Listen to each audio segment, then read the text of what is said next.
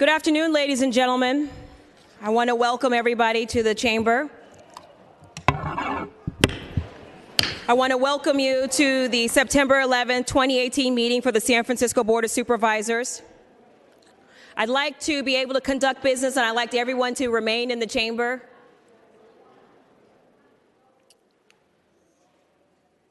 Where's the deputy? Thank you for being with us today. Madam Clerk, could you please call the roll for attendance? Thank you, Madam President. Supervisor Brown. Brown present. President Cohen. Present. Cohen present. Supervisor Fewer. Fewer present. Supervisor Kim. Kim not present. Supervisor Mandelman. Mandelman present. Supervisor Peskin. Present. Peskin present. Supervisor Ronan. Ronan present. Supervisor Safai. Present. Safai present. Supervisor Stephanie. Present. Stephanie present. Supervisor Tang. Present. Tang present. Supervisor Yi. Yi present. Madam President, you have a quorum. Thank you. Ladies and gentlemen, will you please rise, place your right hand over your heart for the Pledge of Allegiance. What is this, yours? Flag of the United States of America and to the republic for which it stands, one nation, under God, indivisible, with liberty and justice for all. Thank you. And in honor of 9/11, I'd like to observe a moment of silence and recognition for the first responders and fellow Americans that lost their lives 17 years ago.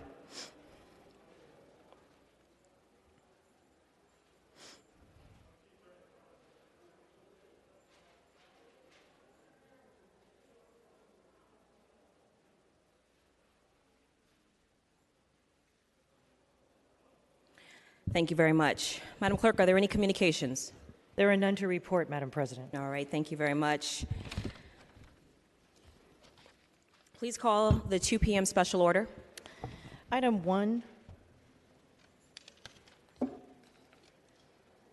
is the Honorable Mayor London Breed is present here today to participate in the formal policy discussion regarding topics submitted by eligible supervisors. Before we begin the discussion, the mayor is welcome to provide opening statement for up to 5 minutes, after which we will begin the question and response period, which shall not exceed 2 minutes per question or response. Madam President. Thank you very much. Mayor Breed, welcome.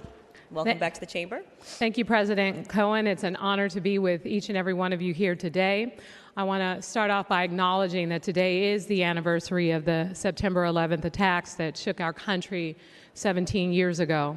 Here in San Francisco, we all woke up that morning to images of horror and unspeakable loss. That morning and through the following weeks, we also saw unbelievable acts of heroism as our first responders gave everything they had and more in the face of tragedy. This morning, I attended the San Francisco Fire Department's annual September 11th commemoration ceremony where we honor those first responders who gave their lives to save the lives of so many. And I want to thank President Cohen for taking a moment of silence and acknowledging the people, the lives, the thousands of lives lost during that tragedy. We will continue to remember them and honor their memory on this day. This week is also a proud moment for San Francisco as we are serving as the host city for Governor Jerry Brown's Global Climate Action Summit. It is an honor to host this momentous gathering of leaders from all over the world and to welcome so many visitors to the beautiful Bay Area. This is also an incredible opportunity for San Francisco to show the world that we have and will continue to lead on environmental efforts. When it comes to addressing climate change, San Francisco has shown the world what is possible. Since 1990, we have reduced our greenhouse gas emissions by 30%, while our economy has grown by 111% and our population by 20%. As part of the summit, cities all over the world are making commitments to reduce greenhouse gas emissions, waste generation, and implement clean energy policies. In addition to hosting the summit at Moscone Center, there will be events across the city focused on how we are going to work collaboratively to fight climate change and make our cities more sustainable. In the absence of leadership from the federal government on addressing or even acknowledging the science behind climate change, regional, national, and global collaboration is even more important, and I'm looking forward to seeing each and every one of you participate in this summit and continue to work together collaboratively to address issues around climate change. Finally, I'm proud to announce that today I'm partnering with Supervisor Peskin to introduce legislation to create the Affordable Housing and Seismic Safety Loan Program. In 2016, San Francisco voters passed Proposition C, which freed up $260 million of unspent bonding authority to be used for the preservation of at-risk housing. The legislation we are introducing today will allow the Mayor's Office of Housing and Community Development to use those bond funds to offer loans to acquire, improve, or rehabilitate our existing buildings and convert them to affordable housing. Our housing crisis requires us to both commit to building more housing and also preserve our existing affordable housing stock. Thank you to Supervisor Peskin for your leadership on this issue, and I look forward to working with you all to pass this legislation and get going on those projects. Thank you, Madam Mayor. To the members of the public and to my colleagues, this is just a reminder. This is something new that we are implementing. This is the mayor's appearance before the Board of Supervisors. This is in recognition of policy decisions that we made earlier this year that allows the mayor to come into this chamber and answer questions and also be able to ask questions to members of the Board of Supervisors. You may recall receiving a message, and I believe I talked to you individually, indicating that you must submit a topic of discussion, not the question, but the topic of discussion, that of which you'd like to ask a question to the mayor. She, in turn, will answer your question and can ask you a follow-up question, or any member of the Board of Supervisors a question.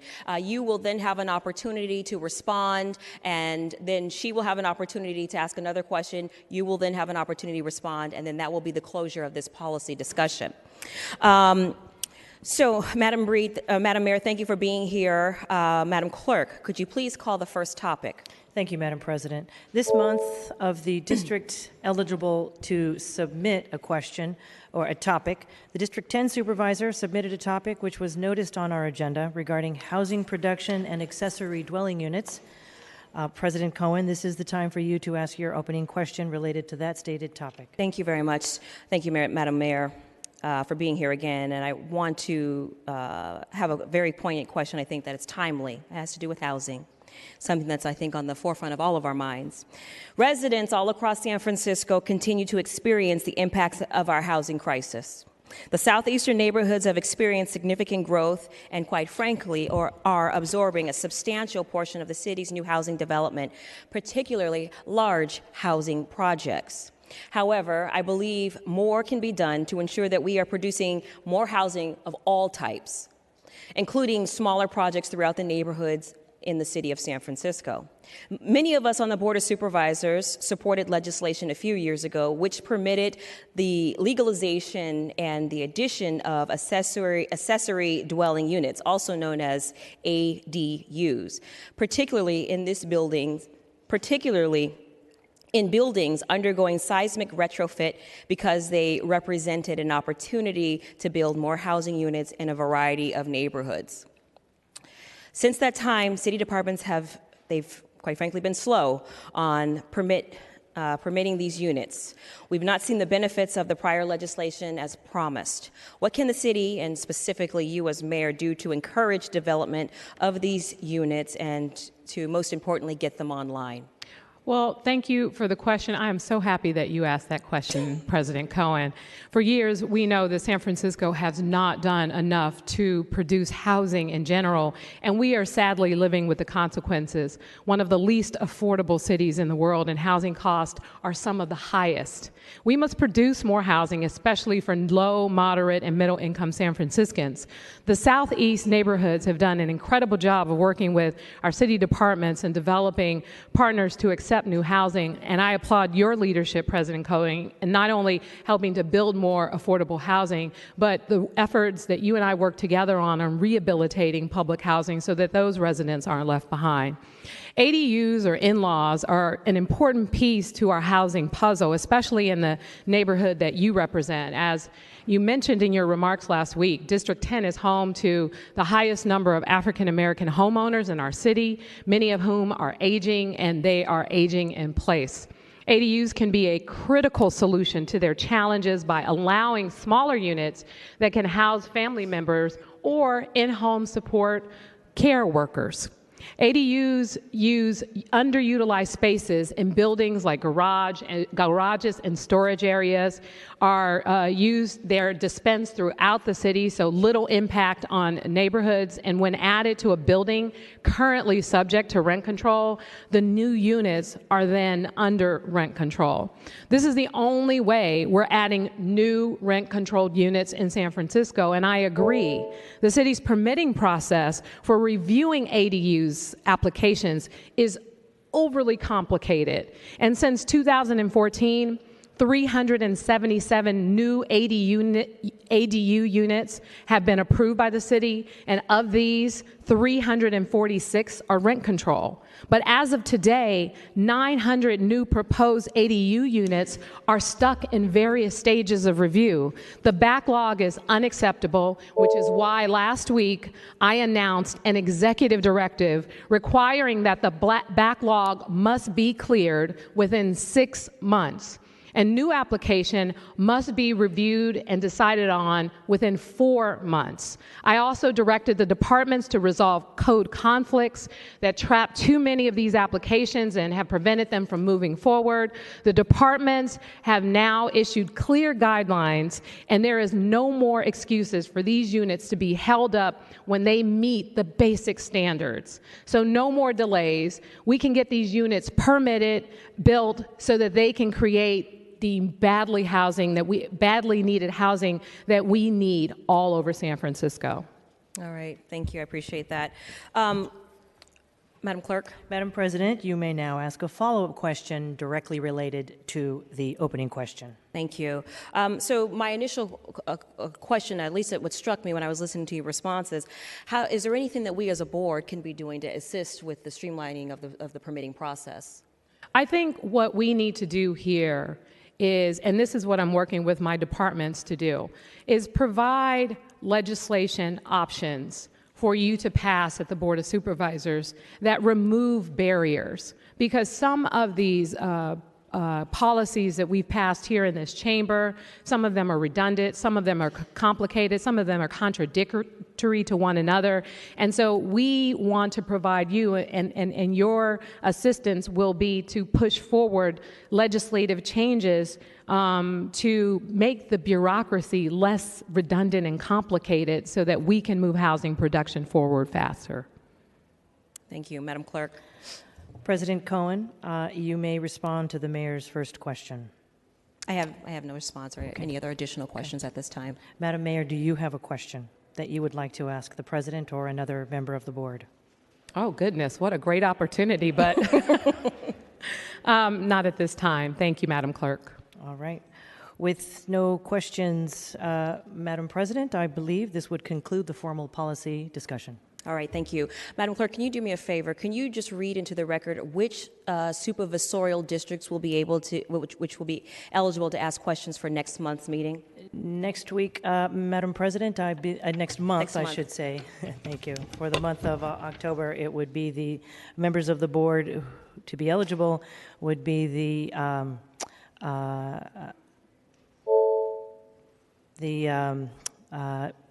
even numbered. Even number districts, I think it would be districts 6. Oh, Madam President, let me get that for you right. It would be, let's see, if it were 10 and 11 this month, it would be 1, 2, and 3, I believe, for next month. That's what I believe to be the case. 1, 2, and 3. And I will confirm that for you in a moment, Madam President. And so, colleagues, we will submit that information to you in writing just so you have it. This is just an example of more to come on what to expect on the flow of how the conversation can unfold. So next month, for the month of December, there'll be 3 districts that will be able to submit a topic. And then you will bring your question. Madam Clerk. Thank you, Madam President. It would be districts 1 through 4 who would be eligible to submit a topic for the agenda for the October 16th meeting. And again, colleagues, that could be 4 different topics. You can get together and join teams. I don't know how you want to do it, but I just wanted to make sure you were aware of your options. Madam, thank you. Thank you for having me. My pleasure. All right. Madam Clerk, could you please call the consent agenda? Items 2 through 5 are on the consent calendar. These items are considered to be routine. If a member objects, an item may be removed and considered separately. Colleagues, would anyone like to sever an item on the consent agenda? Supervisor Kim, I believe. Supervisor Kim. Thank you. I'd like to sever item number 5 from the consent calendar. All right, Madam Clerk, please call the roll on the remaining balance. On items 2 through 4, Supervisor Ronan. Okay. Ronan absent. Supervisor Safai. Safai, aye. Supervisor Stephanie. Stephanie, aye. Supervisor Tang. Aye. Tang, aye. Supervisor Yee. Yee, aye. Supervisor Brown. Brown, aye. Supervisor Cohen. Aye. Cohen, aye. Supervisor Fewer. Fewer, aye. Supervisor Kim. Aye. Kim, aye. Supervisor Mandelman. Mandelman, aye. Supervisor Peskin. Aye. Peskin, aye. And Supervisor Ronan. Ronan, aye. There are 11 ayes. Thank you. Without objections, items 1 through 4 pass. And Madam Clerk, please call item 5. Those were items 2 through 4. Excuse me, you're right, 2 through 4. Please call item 5. Item 5 is an ordinance to amend the planning code to permit affordable housing on undeveloped lots in service arts, lights industrial, also known as Sully, zoning districts, and to affirm the CEQA determination and to make the appropriate findings. Supervisor Kim. So, colleagues, I want to thank you for your support of this ordinance last week. It's come to our attention since the passage of the first reading that we do need to make a slight amendment to this ordinance because we realize that the way we have defined some type of structure would include a billboard, which would prevent building affordable housing on a parking lot with a billboard. So our city attorney will be drafting an amendment that I will be able to introduce next week. So, colleagues, I just ask for a motion to continue item number 5 to the following week at the Board of Supervisors.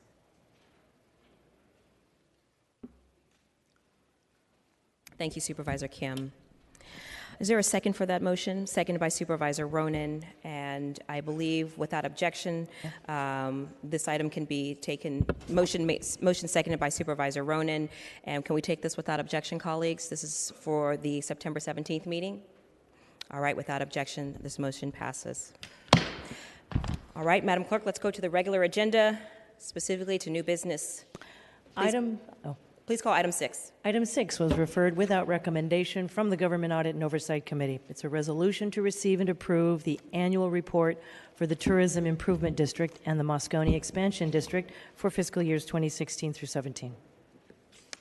Madam Clerk, on the question, shall this item be adopted, please call the roll. On item 6, Supervisor Ronan. Ronan, aye. Supervisor Safai. Safai, aye. Supervisor Stephanie. Stephanie, aye. Supervisor Tang. Aye. Tang, aye. Supervisor Yee. Aye. Yee, aye. Supervisor Brown. Brown, aye. Supervisor Cohen. Aye. Cohen, aye. Supervisor Fewer. Fewer, aye. Supervisor Kim. Kim, aye. Supervisor Mandelman. Mandelman, aye. Supervisor Peskin. Aye. Peskin, aye. There are 11 ayes. Thank you. This resolution is adopted. Next item, please. Item 7 is a resolution to approve certification of the memorandum between the California Automated Consortium and the Eligibility System and Welfare Client Data System Consortium for the provision of procurement and implementation of shared services, facilitating the move towards a single statewide automated welfare system. All right, thank you, Madam Clerk. So on the question, shall this item be adopted, please call the roll. On item 7, Can we do the same house, Supervisor same call? Ronan. Ronan, aye. Supervisor Safai. Safai, aye. Supervisor Stephanie. Stephanie, aye. Supervisor Tang. Tang, aye. Supervisor Yi. Aye. Yi, aye. Supervisor Brown. Brown, aye. Supervisor Cohen. Aye. Cohen, aye. Supervisor Fewer. Fewer, aye. Supervisor Kim. Kim, aye. Supervisor Mandelman. Mandelman, aye. Supervisor Peskin. Aye. Peskin, aye. There are 11 ayes. Thank you. Without objection, this resolution is passed unanimously. Madam Clerk, please call the next item. Item 8 is a resolution to authorize the mayor to sign petitions in the affirmative for the proposed formation of a property and business improvement district to be named the Soma West Community Benefit District with respect to certain parcels of real property owned by the city that would be subject to assessment within the district. Supervisor Kim.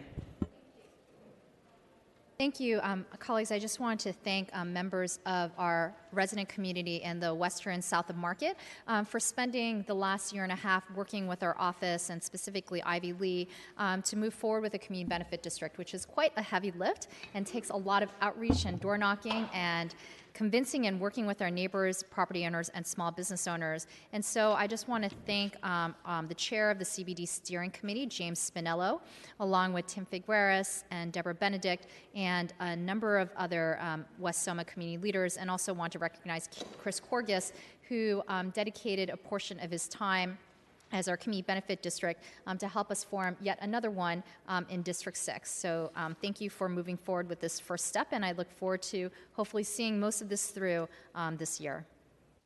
All right, colleagues, can we take this item, same house, same call? All right, without objection, this resolution is adopted. Madam Clerk, next item. Given that it's not quite 2:30 nor 3 p.m. for the special orders, I will turn the pages to roll call for introductions. First to introduce new business is Supervisor Ronan. Supervisor Ronan. Thank you. Colleagues, today I'm going to introduce a hearing request to look at San Francisco Police Department and San Francisco Unified School District's protocols when minors are questioned and apprehended by law enforcement. My concerns stem from stories that I've been reading and parents that I've been talking to regarding the gunfire incident that took place at Balboa High School on October 30th, and specifically how SFPD and SFUSD handled the questioning and apprehension of minors in the situation. I want to say that I know that there's sort of a collective trauma that we have in the United States, all of us, around gun violence, especially in the schools, given the number of school shootings there have been. But I was concerned when I talked to a parent who is very active in the violence prevention community in the Mission, who told me that his son was in his classroom when a police officer came in, identified him as a suspect in the incident, held a gun to his head in front of all of his classmates, handcuffed him, escorted him through the school and out the front, and then took him to the police station where he was questioned alone, even though his father was at the station asking to be in the room with him. He was later released from the police station without being charged. He wasn't involved in any way, shape, or form with the gun incident, and overnight went from being a 16-year-old that never got into trouble, was a star member of the football team, to the guy who had a gun who was arrested in front of his classmates. His parents were so traumatized that they were reluctant to let him go back to Balboa High School, but he is a senior and wanted to graduate with his friends and continue to play football. So I'm holding this hearing to get a better sense of what are the protocols. What are the protocols when there is an incident like this, when a student is being questioned, arrested, detained on a school campus, how to protect that student's privacy while also making sure that we're taking care of all of our kids. And then also, what are the rules and the protocols around questioning children without their parents present? I can say that my daughter's only 5 right now, But when she gets older, the thought of her being questioned by a police officer outside of my presence really does not make me feel comfortable. And I want to make sure that parents have an ability to access their children and in those critical moments in the future. So I've asked that this hearing be held at the Public Safety and Neighborhood Services Committee. I believe my colleague Asha Safai is co-sponsoring. Balboa High School is in his district, and this was a pretty traumatic event for everyone, and especially for his constituents. So I'm looking forward to understanding better how we can strike the right balance in our schools. And the rest I submit. Thank you, Supervisor Ronan. Please add me as a co-sponsor. Thank you, Madam President. Supervisor Safai. Roll call for introduction. Thank you. Supervisor Stephanie. Thank you, Madam Clerk. Colleagues, I have two in memoriams today, and the first I would like to close along with my colleague Supervisor Peskin today's meeting in memory of Stephen Kendrick. Stephen was a community volunteer and longtime resident of Russian Hill, and he suddenly passed away on September 2nd. He was a native Californian and graduated from Williams College and Harvard Business School. After graduating, he moved to San Francisco in 1973, laying down roots in Russian Hill. He was an active community member and helped establish the Russian Hill Neighbors in the early 1980s. He was an incredible leader in our community and a founding member of the Francisco Park Conservancy. He is survived by his three daughters, Claire, Rosemary, and Catherine, and his grandson, Theo.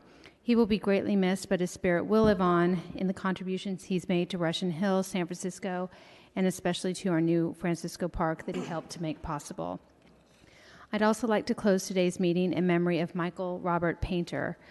Michael Painter passed away this summer after a long life and distinguished career in landscape architecture. He was the creator of the Presidio Parkway concept for the replacement of Doyle Drive. Michael had his own firm, Michael Painter and Associates, since 1969, later renamed MPA Design in 1984, and in the course of his career completed over 850 projects, winning over 60 awards. He was a distinguished alumnus of the College of Environmental Design at UC Berkeley and a fellow of the American Society of Landscape Architects. He is credited on multiple awards for his work on the Presidio Parkway, including from SPUR and the Project of the Year Award from the California Transportation Foundation. Michael is survived by his wife, Sue, of 59 years, his son, Josh, his daughter, Melissa, son-in-law, Sandro, and grandson, Alonzo. My thoughts and prayers go out to Michael's family and his friends. His contributions to the Presidio in San Francisco will be admired for generations. Thank you. Thank you, Supervisor Stephanie. Given that it is 2:30, we will return to roll call for introductions. Madam President. Thank you. So at this point on the agenda, we are going to pivot, and we have 4 special accommodations that we would like to present today. First, I will be recognizing the achievements of Mr. Lyle Beckman. Mr. Beckman, are you in the chamber? Are you here? We'll check to see if he is in the ante room. Also, I will be honoring the life of Joe Tautui, also known as Jungle. And if his family is in the chamber, I'd like to welcome them as well. I want to also acknowledge that Supervisor Peskin will be recognizing Dr. Raymond Lee for 45 years of service to the greater Chinatown community, and we will then be following by a presentation from Supervisor Mandelman, who will be honoring Dana Van Gorder for his decades of service in the LGBT community. So, colleagues, I'd like to introduce to you a gentleman who goes by the name of Reverend Lyle Beckman. Lyle, why don't you come on up to the podium? Just stand there.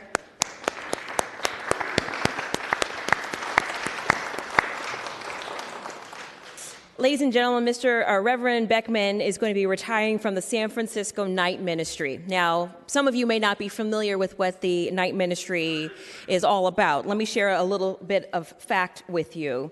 The Night Ministry provides compassionate, non-judgmental pastoral care, counseling, referrals, and crisis intervention every night of the year through a crisis telephone line, and the night ministers walk the streets of San Francisco. I want to just uplift and to recognize that Lyle has served for 40 years as a pastor. He was born in Lincoln, Nebraska, and raised in St. Paul, Minnesota. Then he finally found his wits and found his way to the San Francisco Bay Area. Lyle is a graduate of Christ Seminary, Seminex. Lyle has worked in congregations for over 20 years, most notably primarily in inner city congregations. And during these calls, he has also found time to also serve in prisons as well as the police chaplaincy in a hospital psychiatric unit and at a congregation working on gang intervention. He's had quite a distinguished career. Reverend Beckman served as pastor at First United Lutheran Church at a time when the congregation was expelled from the larger church for calling and ultimately ordaining openly gay pastors. This gentleman is a pioneer, and he's a fierce advocate and a champion. Quite honestly, when it was prohibited, when it was church policies, to recognize openly gay men as members of the clergy, he stood out and he made the list of the extraordinary Lutheran ministries as a proud gay man. Committed to a ministry of incarceration, Lyle believes that all individuals embody God's love, and he has an impeccable commitment to justice, to hope, of course, to love, and understands that love permeates everything he does. Reverend Beckman has served the night ministry since 2004. He began as an assistant night minister and a part-time office assistant before becoming its executive director in January 1st of 2007. During Reverend Beckman's time as an executive director, the night ministry expanded its staff and its programming by sponsoring 2 outdoor worship services, 2 feeding programs, a wellness program, an educational and mentoring program, including clinical pastoral education, which is also known as a CPE, and a variety of community building programs. Reverend Beckman founded the night ministry's open cathedral services on Easter Sunday in 2008. The services continued each Sunday near Civic Center BART and on Thursdays near 16th and Mission at the BART station. Hillary Ronan, I think that you probably are very knowledgeable about the night ministry serving food in your district. For the past 14 years, Reverend Beckman has provided hope, comfort, and community to countless of individuals who are lonely, who are anxious, or who are just simply afraid. I personally am delighted to present this acknowledgement because there is a personal connection between Reverend Beckman and myself. My father is a Lutheran pastor. I have remarks from him. He couldn't be here today, Reverend, but he sends his best. He wanted you to know that he's very grateful to your pastoral leadership for providing him an opportunity to complete a seminary training by helping him meet the requirements of the clinical pastoral experience, also known as CPE. He learned a lot by walking the streets of the Tenderloin in the late night and early hours. And I think our city is better because of the work that you have started and have grown. And with that, I want to just say thank you. We salute you. We're grateful for your service to our great city. And we are going to wish you the best in your retirement. And you may be able to address this body with whatever words are on your heart. Thank you. Oh, excuse me. I'm sorry. Before you begin, Supervisor Kim would like to say a few remarks. I just wanted to also add my acknowledgement and thanks to the entire night ministry for the work that you do for our entire city, but also in particular in the district that I represent in the Tenderloin and south of Market. And I wanted to thank you for your decades of service leading the ministry and congratulate you on a much-deserved retirement.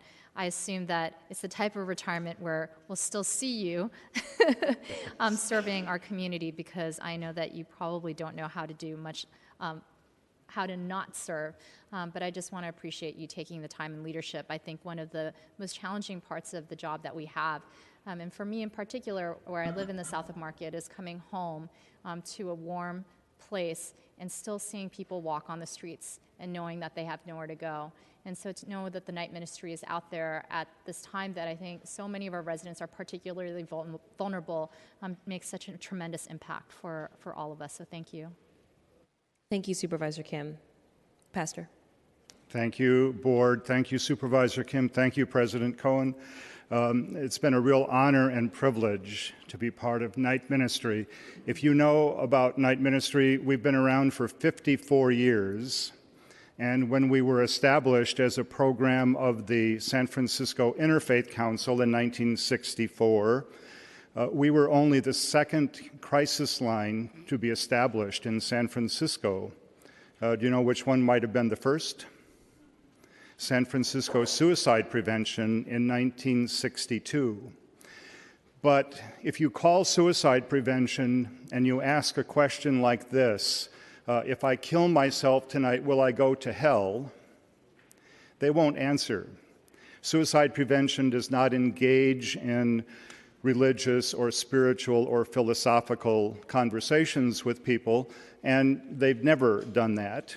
So some of the same people that founded suicide prevention thought that there ought to be a place where people could call and engage folks in a spiritual or religious or philosophical conversation about life and death, or about the struggles that they were experiencing, or anything that they wanted to.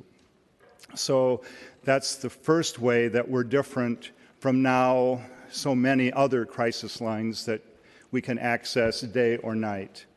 Another way that we're different is that when someone calls our crisis line, we can talk with almost anyone about almost anything. And today, so many of the crisis lines are specific. You can call a certain line if your issue is you're a victim of domestic violence. You can call another line if you're experiencing suicidal thoughts and tendencies. There are other lines for being lonely. We'll talk with anyone about anything, and no, you don't need to talk with us about religion. We'll even talk with you and not pray with you or pray for you if that's what you wish. But the third way that we are so unique and so different is that if you call us and you need to speak or want to speak face-to-face with someone, because sometimes telephone communication isn't always the best, we can make that happen. So in those wee hours of the night when people are so lonely and so frustrated, so anxious, so afraid, you can have a face-to-face conversation with someone that we hope they understand really does care for them. And again, we see so many people in so many different levels of despair and need at night. So I'm glad that we are out there, and I'm glad that you support us in the way you have. You've been so encouraging and so helpful in all the ways that we expect you to be. As you know, the city has changed a lot in the last 54 years. We hope to be around for the next 54 years with your support and your help, and the help of great volunteers like we have here with me today, and with San Francisco in general being a city that will be always eager to meet the needs of the people that call San Francisco home. Thank you very much.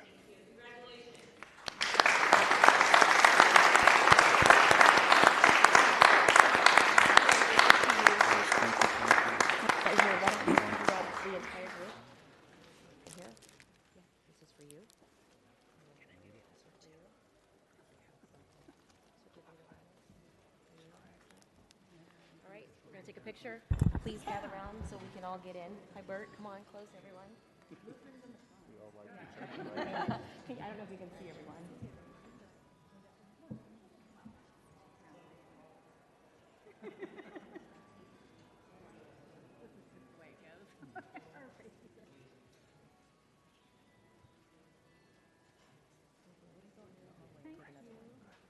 Okay, next, the supervisor that's going to present a special commendation will be Supervisor Mandelman.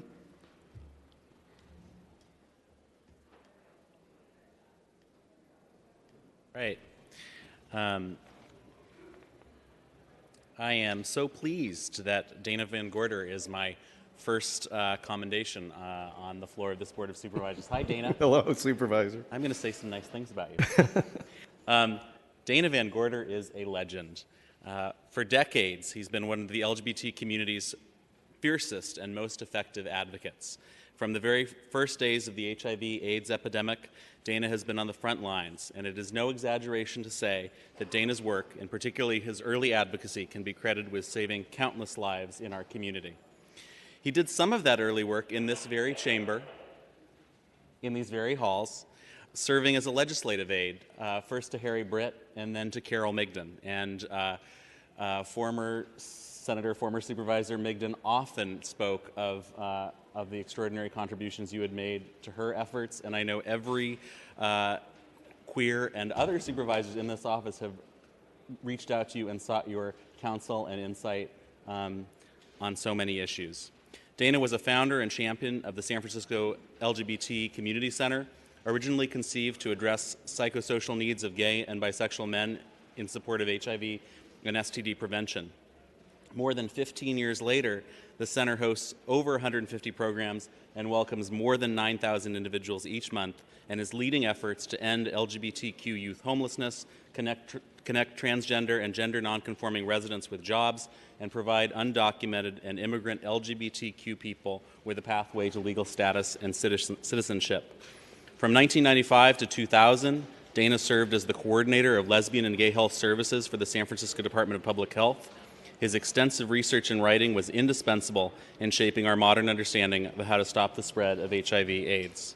From 2000 to 2008, he served as the director of state and local policy for the San Francisco AIDS Foundation, and in that role, he developed and monitored legislation and advocated for funding to assure the strongest possible response to the epidemic in California. He also secured $10 million in funding for a statewide campaign to prevent meth abuse among gay and bisexual men.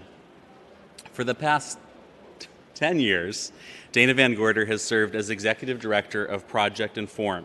Under his leadership and direction, Project Inform worked with the Obama administration to ensure the implementation of an effective national HIV strategy, as well as the adoption and funding of the Getting to Zero plan in San Francisco, seeking to achieve zero HIV infections, zero AIDS deaths, and zero stigma by 2020.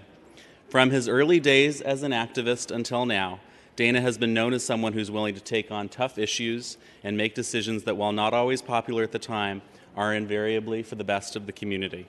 Tomorrow, Project Inform will be honoring Dana at an evening of gratitude, celebrating Dana Van Gorder and a decade of hope at Monroe Jazz Club in North Beach. Thank you, Dana, so much for all of your tireless work to improve the lives of queer and HIV-positive people. In celebration of your decade-long tenure as Executive Director of Project Inform, and in gratitude for your longtime service to our city, we offer our highest commendation and appreciation. Thank you, Dana. Thank you.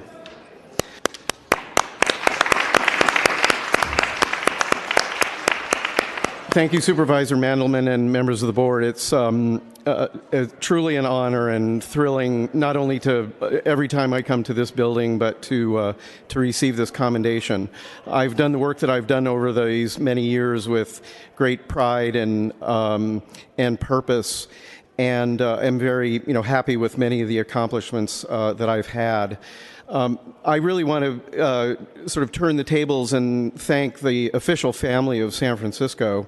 I remember very well the day sitting in an office not far from here that Cleve Jones came in and told Supervisor Britt and me that that physicians in San Francisco were seeing gay men with a very mysterious and catastrophic illness, and we were obviously in a position to begin to rally both state, local, and national governments to respond. And in those days, it wasn't particularly easy, particularly at the national level.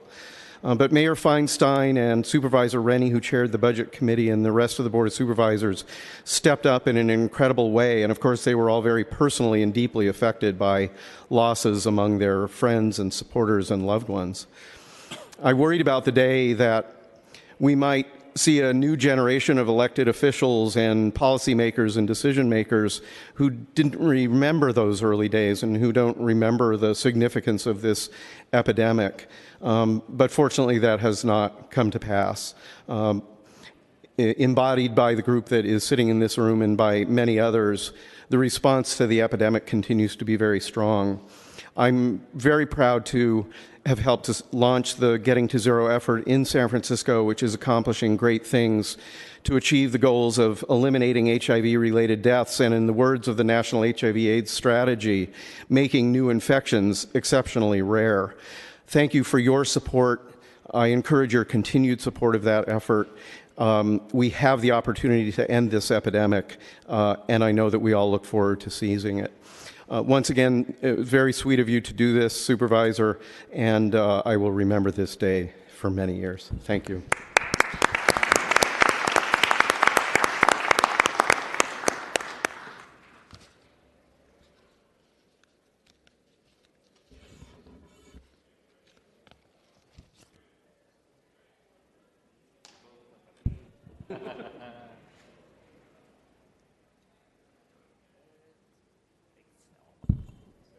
Congratulations. Supervisor Peskin, are you ready to recognize Dr. Lee? Thank you, Madam President, colleagues. As President Cohen said, Dr. Raymond Lee has been of service to patients in San Francisco for almost half a century. He was born in Hong Kong in 1941 and received his doctorate of medicine in 1967 from Hong Kong University, specializing in pediatric care.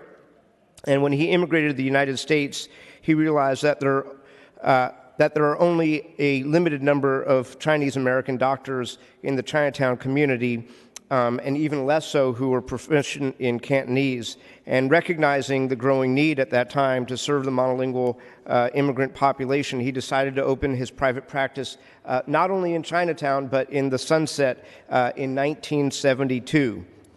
Dr. Lee has long been committed to providing community-based, culturally competent services to underserved communities. And for 45 years, his office has been open from 11 a.m. to 11 p.m. without any extra charge to patients for evening visits to accommodate people's daily schedules of working and dealing with their families. Dr. Lee said that the most rewarding part about caring for children is that his clients never leave. He enjoys the opportunity to help sick kids and see them prosper and grow, and later watch them return with children of their own. To further his contributions, a decade later in 1982, he helped found the Chinese Community Healthcare Association, a nonprofit medical group that aims to provide communities with quality, culturally competent care. And he continued his dedication as he later became president of the Board of Trustees of CCHCA.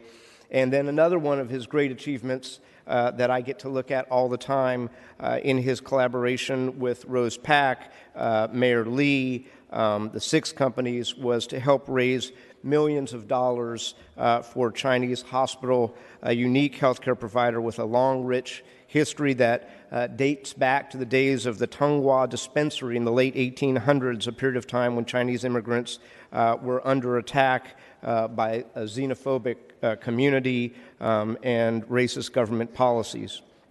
Dr. Lee has provided lifelong support and leadership in Chinatown and throughout the city through his community service, doctoring, philanthropy, mentorship, and community advocating. And so it is really my honor, in celebration not only of his 78th birthday, but on the eve of his retirement, to present from all of us at the Board of Supervisors a commendation and thank you for your almost half a century of service and commitment to the community. Dr. Lee, please come on up.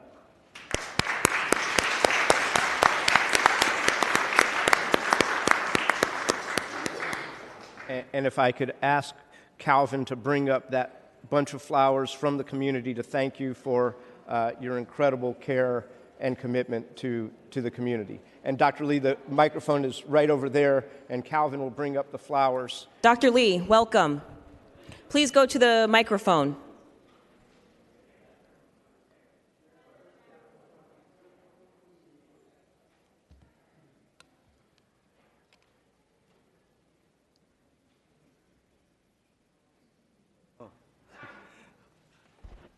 I'm really honored and humbled to receive this award. Actually, in my heart, I don't feel that I deserve all this attention because after all, I'm just doing what I do best and being a fairly comfortable living out of it. And giving back to the community that supports my livelihood is what most of the people will do too. But anyway, aside from the day that my wife marries me, today is probably the second most highlight day of my life. For this, I will thank Supervisor Paskins and the rest of the board. Thank you very much.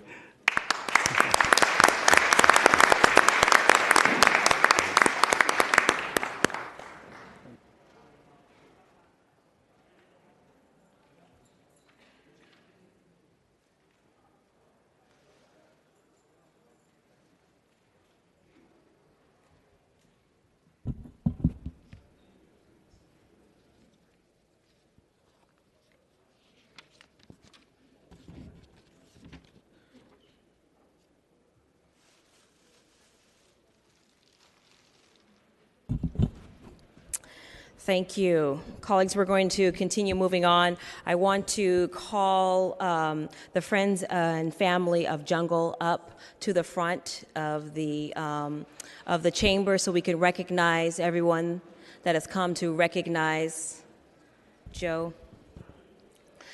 So colleagues, you may be aware several weeks ago, there was a shooting up on Huntersville, up on the hill, where one of our own was shot and clung to life for several weeks at General Hospital.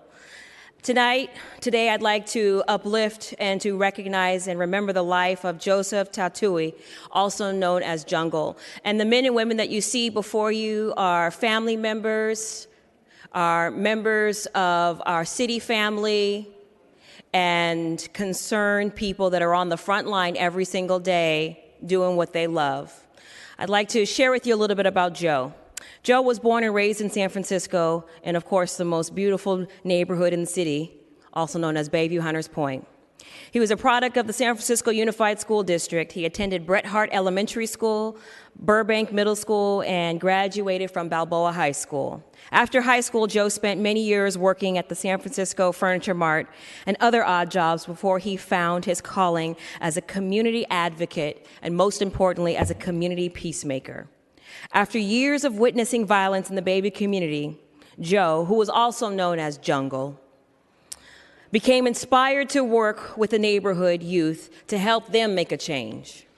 He became an outreach worker for the Crisis Response Network and later served this city as the Street Violence Intervention Program, also known as SVIP. Here is where he used his ties to the community to help de-escalate gang violence and to assist in violence prevention through the education, through programs such as safe haven transportation, as well as recreation programs. Joe was known for his level head. He was known for his friendly approach in his position in the community, and most importantly, and I want to recognize this, that he was on the front line for reducing street violence in our city. The Street Violence Intervention Program is a proactive tool that we as a city continually invest in. We use it as a tool to continue to build community trust. We as a city have been investing more time and energy as we build out this program. It's heartbreaking to stand here at this moment and in this time to acknowledge the loss of one of our own. The family members that are here and that are not here are grieving the loss of this wonderful human being. They laid him to rest over the weekend. Joe was recently honored with the status of chief. Taumo Lau, is that right? Century, no? Correct me? Close enough? Okay. As a chief, he sought to learn and most importantly, to celebrate the Samoan culture and pass it on to the next generation. Joe leaves behind his wife, Molly. Is Molly here today? And Molly and Joe together have a beautiful 2-year-old daughter named Jody. And I hope that we as a community will continue to uplift and embrace Jody and share with Jody our own fond memories of Jungle. so that she will grow up to know the man that we knew. Joe Jungle will be truly missed. The city of San Francisco has lost a giant, a hero, an angel that walked among us on this earth. Today we have Jungle's family as well as members of the SVIP family. I humbly ask that my colleagues take into consideration that we close today's meeting in honor of Joe Tatoe, so that we can ensure that his work lives on. Although he has left this earth and is no longer with us, his spirit, his memory, and his legacy still lives on. And family, I know this is a difficult time, but I'm so happy to see you here today, standing united together. I want to give Supervisor Safai an opportunity to also to speak, and if there's any other members that on this body that would like to recognize Jungle's contributions, please do so. Supervisor Safai. Thank you, President Cohen. I'll be brief. I think you said it so eloquently. I think San Francisco has lost a true giant, someone that dedicated his entire life to ensuring that our children had a wonderful role model, somebody that was on the streets and with the community on a daily basis, gave up so much of his own time, so much of his own life, and dedicated himself to improving the lives of others. I know he was dedicated in working out at Balboa High School. I know he was out in the community all over where my career started in public housing and with working with so many of you that are standing here today. So we truly will carry on his message, carry on his legacy, and I know all of you will, and it is in his honor that we will end today. And thank you, President Cohen. Thank you. Supervisor Ronan. Yes, thank you. I didn't know Joe personally, but I've been learning about him as I'm reading about him in the paper, and I just wanted to offer my deepest condolences. I do know many of the incredible warriors at SVIP who fight against violence and play such an essential role in our community. The amount of violence that each one of you stops every single day in the city, and the love and the heart and the care that you have for young people and everyone in the community is just profound. And so I wanted to give my personal appreciation and love for the family and for Joe, and also recognize the SFVIP family, who I know is hurting a lot right now, and just let you know how much we love and appreciate all of you and know how crucial and important your work is. Thank you, Supervisor Ronan. Supervisor Brown. Yes, I just wanted to talk a little bit about the work that you do. I actually met Jungle once, and you never forget when you meet someone like that, even one time. But I could tell that he had the passion and the dedication that you need to do the work that you do. I know a lot of you in front of me. I've worked with you for years in different variations of CRN, people that remember that, then SVIP. And with so many heartbreaking things that everyone's been through, and especially you as the front lines, that to see you come to work every day and still do the work with that kind of passion and dedication, it breaks my heart when I think that someone that you loved and cared about and that was doing that work alongside of you is no longer with you, but he's with you in spirit, and I think you have to remember that. And so I just want to give you a special thanks that we know the work that you do, and we know that it's hard, and we are here to support you all. Thank you. Thank you.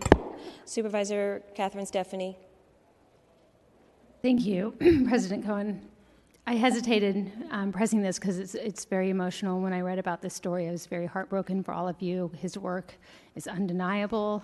This problem is a problem that plagues all of us. Gun violence rips apart families, and I am just so saddened for your loss. He was obviously someone who was well respected and worked extremely hard on this issue, and it absolutely breaks my heart for his loss. And I just want to thank all of you. As our friend Maddie Scott says, it takes all of us on this issue, and I just want to thank you all for being here today, and my condolences to you. Thank you. I, too, want to take this opportunity. We probably don't drag you into the chamber to say thank you enough, but ladies and gentlemen, these men and women that are standing before you are our street peacekeepers. They're the ones that are on the front line responding when many of us wouldn't have the heart to respond. They work collectively with DPH, SFPD, and a host of people, a host of community people. These are the people that probably have one of the hardest jobs. I'm privileged to present the Certificate of Honor posthumously to Joe Tatui in recognition of his life, of his dedication to the Bayview community, recognizing his work to promote peace, education, and understanding, and for years of work to preventing gun violence in San Francisco through the Street Violence Intervention Program.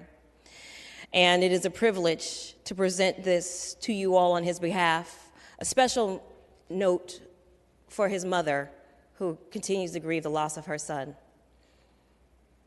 And to the elders of the Samoan community who came together, who flew into town to be here to recognize this Uso, this brother, who we had to rest over the weekend. With that, I just want to give the mic over to any member that'd like to speak. I specifically want to recognize Century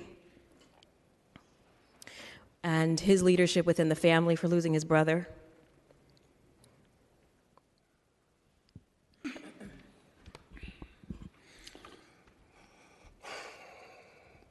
First, I would like to thank the SVIP family, the first responders behind me, this panel in front of me, and the president of the panel for acknowledging my brother and the work that these people do day in and day out.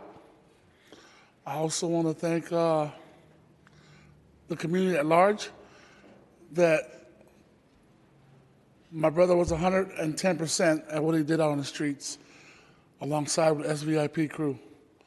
And everybody here, you know, moving forward, I don't know what policies you guys are in charge of or what you guys do here. That's your business. But if there's any way to support this SVIP crew that's out there doing it, like you said, Ms. Cohen, that the job they do, folks in this building don't even want to touch. Day in, day out, they put their life at risk doing the grunt work that nobody wants to do. So on behalf of my family, I would like to say thank you to this panel, to the SVIP family, and my brother.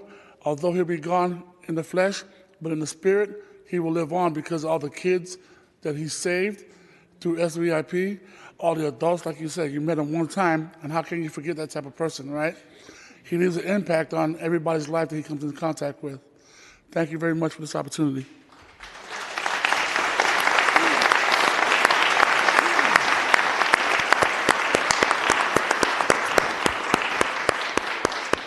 Thank you very much, Century. I wanted to open up just real quick to see if there's any other members of the family. Arturo? I have to shorten the mic, though. So good afternoon, Board of Supervisors. Yeah, it's an honor to be here. It has been very trying for all of us. We've spent the last 3 weeks mourning, grieving, but building community amongst ourselves with our African American, our Latino, and our Pacific Islander community. We have really bonded as one. And that's something I think we all need to recognize, that as a community for San Francisco, because we reach out to all areas of San Francisco to honor Century, the entire family, for your loss. We are so sorry that this has happened. But I personally want to acknowledge the Street Violence Intervention Program, the Department of Public Health, San Francisco General Hospital, Wraparound Services, Rudy Corpus with United Players, Mitchell Salazar with DPW. The list just goes on and on and on. It's been a citywide effort where all of us have come together to mourn, to grieve, and yet celebrate his life. We spent 3 days at Kezar Stadium in a beautiful, culturally relevant, specific ceremony.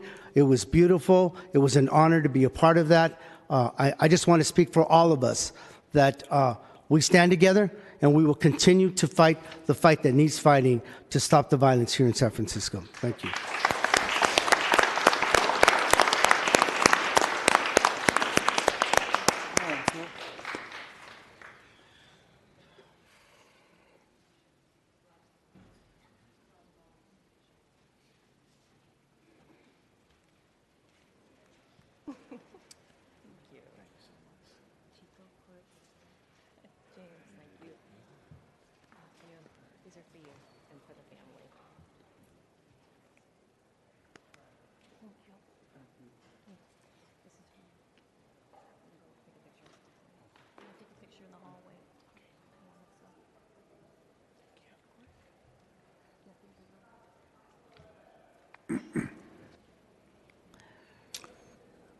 So, Madam Clerk, since it's a little past 3, I think it's time to call for the special order.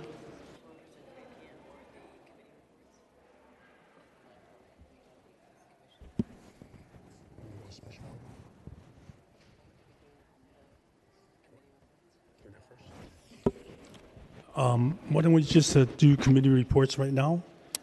Okay. Madam Clerk, can you call item number 23 and 24? Thank you, Mr. Chair. Items 23 and 24 were considered by the Budget and Finance Committee at a regular meeting on Thursday, September 6th, and were forwarded as committee reports. Item 23 is an ordinance to amend the planning code and the fees set forth in ordinance number 149-16 to clarify the fees applicable to projects with no or very low construction costs and to change the fees for transportation analysis and to affirm the department's CEQA determination and to make the appropriate finding. Item 24 is an ordinance to levy property taxes at a combined rate of $1.16 on each 100 valuation of taxable property for the city, the Unified School District, the Community College District, the Bay Area Rapid Transit District, the Bay Area Air Quality Management District, and to establish a pass-through rate of 0.0675 per 100 of assessed value for residential tenants pursuant to Administrative Code Chapter 37 for the fiscal year ending June 30th, 2019. Okay. I don't see anybody in roll call. To speak. Can we have roll call? On items 23 and 24, Supervisor Ronan. Ronan, aye. Supervisor Safai. Aye. Safai, aye. Supervisor Stephanie. Stephanie, aye. Supervisor Tang. Aye. Tang, aye. Supervisor Yi. Aye. Yi, aye. Supervisor Brown. Brown, aye. Supervisor Cohen. Cohen, not present. Supervisor Fewer. Aye. Fewer, aye. Supervisor Kim. Kim, aye. Supervisor Mandelman. Mandelman, aye. Supervisor Peskin. Peskin, aye. There are 10 ayes and 1 absence, with Supervisor Cohen being absent. Okay, thank you. Madam Clerk, can you call item 25? Item 25 and 26 were considered by the Rules Committee at a regular meeting on Thursday, September 6, 2018, and were forwarded as committee reports. Item 25 was recommended as amended with a new title. It's a motion to approve the mayor's nomination from the appointment of Damali Taylor to the Police Commission for a term ending April 30th, 2022. Supervisor Fewer? Yes, thank you. Chair, I would like to sever item 25, please. You can speak about it right now since we only called item Okay. 25. Thank you very much. So in light of this very important commission and the fact that there isn't Chinese representation being brought forward for consideration, I felt it was my responsibility to question both of the applicants around their connections to the Chinese community and whether or not and what type of community outreach they've made to the Chinese community and if they have connections to the Chinese community. I've interviewed both of them and specifically asked this question, and it is to my disappointment that I cannot vote today to approve Ms. Damali Taylor to the police commission. I feel like her answers did not meet the standard to serve my community, and therefore I will not be voting affirmative on item number 25. Thank you. Okay, anybody else would like to speak on this item? I am wondering, Madam Clerk, it's a little odd here, but I know President Cohen probably wants to vote on this. Can we continue this item? Just call it item 26 for now. 26, okay. Item 26 was recommended as amended with a new title. Item 26 is a motion to approve the mayor's nomination for the appointment of Mr. Dion J. Brookter to the Police Commission for a term ending April 30th, 2022. Okay, Supervisor Kim? So actually, we've called both items 25 and 26 together, right? 25 and 26 are... I know that both nominees are in the audience today, and I actually want to ask them to come up to the podium. I want to thank you for your participation in Rules Committee and really appreciated both of your thoughtful answers and presentation at the Commission. One area that was not asked about was on the Joint Terrorism Task Force. And as you both know, this is something that my office had worked on 2012 when we had discovered that SFPD had been working in conjunction with JTTF to survey our communities, particularly our South Asian, Muslim, Arab American community, without any probable cause, meaning interviewing, joining, talking with members simply based on their race and religious affiliation without any cause to believe that they were participating in terrorism, something that I think really stunned a number of us and really goes against the fabric of what so many of us believe. I was really proud last year when the chief had stated that they were not participating in the Joint Terrorism Task Force, and I think this year we found that out of the 6 agencies overall, that I believe only one or two are actually still continue to participate. And so, over the 15 Northern California counties, just 2 of those counties had any type of formal representation on the task force at all. And I just wanted to hear on the record if you could both speak on your thoughts about whether the police department should participate in the Joint Terrorism Task Force and your thoughts on this policy.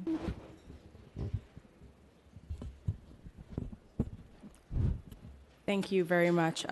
It is an important topic and an important question, and I have not had the chance to speak with all of you about it. But I think that San Francisco pulled out of cooperation with the task force after a lot of careful thought and analysis with our citizens in mind. And I think before doing anything, it would be important to really get more information and speak to members of the community, especially communities that are so harmfully impacted. And so that would be important to me. It's important, especially given this administration and the point that we're facing, frankly, as a nation, that we maintain our values as a city and that safeguards are put in place to make sure that our most impacted citizens are not adversely affected. Would you support rejoining the Joint Terrorism Task Force or participating in surveying communities based on racial or ethnic categories without probable cause? So I would, before we had any conversation, I would need to understand more about, talk to all of the stakeholders and talk to our community members. And without having more information, sorry to interrupt, but this was a pretty major policy issue that we've been engaged in over the last couple of years. So this is something that I expect those that are nominees to already have, done the work to study the issue and to have a response. Of course. I mean, so what our city did in pulling out of the task force. Well, do you support surveying individuals based on race or religious affiliation without probable cause? Of course not. Would you support the San Francisco Police Department engaging in that type of practice? Of course not. Okay. Thank you. No, and thank you for that question, Supervisor Kim. And if I might also add, and Damali and I are actually in the same realm and same boat. Absolutely not. But I think one of the things that we need to do as we sit down and we can collectively work together is we need to work with our communities and figure out how we create memorandums of understanding to figure out and understand where it is that we fit within the task force itself. So being able to hopefully sit down collectively to work with you all as we represent our communities across San Francisco to make sure that we do it and we do it the right way. As an organization, Young Community Developers and Baby Hunters Point, we work with exactly the families and individuals that we're actually talking about here with this task force. So, absolutely. Ms. Brookter, before you, by the way, thank you for your answer. And by the way, my apologies to Molly because you had to go first in answering the question. But when you say that you hope that we do it the right way, could you explain what you mean by that? Do what the right way? Well, I think, again, being able to work together collectively to make sure that all the voices are heard and making sure that when we iron out an MOU that it's clearly states where we are and where we stand. Could you restate that? Sorry, I think you're telling us how to do it the right way, but when you say we should do it the right way, what is it? I think it is working, again, together collectively, bringing everybody to the table, making sure, again, that MOU is really ironed out and speaks to all the voices that are at the table. So you're suggesting that you would consider joining or redoing the MOU with the Joint Terrorism Task Force? Yes. As long as it's done the right way? Correct. Okay. Makes me a little concerned because the task force is engaged in this very type of activity, and that was part of the partnership was that the San Francisco Police Department work with the federal agency in, again, surveying members of our community based on racial and religious affiliation only without probable cause of any type of potential, work in terrorism in our city. And that was something that deeply scared members of our community. And I'm a little disappointed that that was your response. We've had a number of community meetings and hearings on this issue.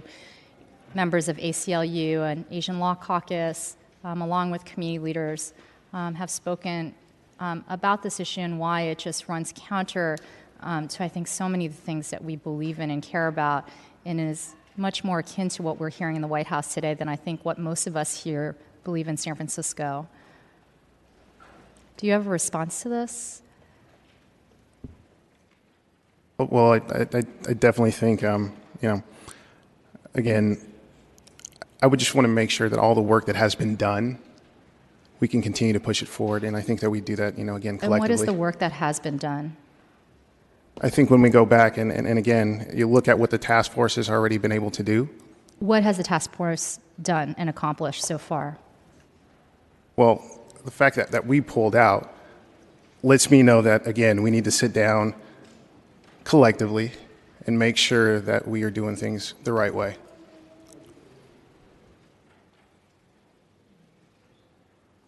Okay. I see that there are other colleagues that want to ask questions as well. Thank you. Supervisor Safai? I just want to make sure you understood the question clearly, because I think when Supervisor Kim asked Ms. Taylor the question about do you support racial profiling based on country of origin or religious belief, do you support that? No. Okay. I just wanted to make sure that that was clear for the record. I wasn't exactly clear if she understood the question that was asked by Supervisor Kim. I know that this is being asked on the spot, but I also agree with Supervisor Kim. This is something that's very important.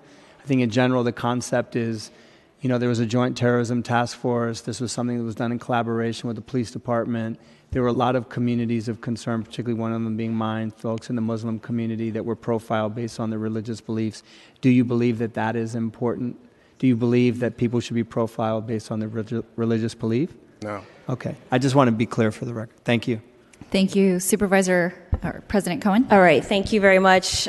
First of all, I just want to recognize and uplift that we've got two people that have come out of the Rules Committee and the vetting process. And I just want the record to stand that these questions about the Joint Terrorist Task Force actually are not within the purview of the Police Commission. And I also want to recognize that this is a specific niche issue that the Board of Supervisors dealt with, but not once did it ever go to the Police Commission. Also want to remember that these seats are for people, everyday people that represent the general population. And I can tell you quite frankly, the general population does not know or understand the MOU that is in existence, the work that Supervisor Yee in particular, he and I did collectively together to make this a reality. I think that there are some valid questions as to where do you stand on racial profiling that is more relevant or religious profiling that is more relevant to the appointment of these two commissioners. I am going to be supporting them wholeheartedly, and colleagues, I hope that you will do as well.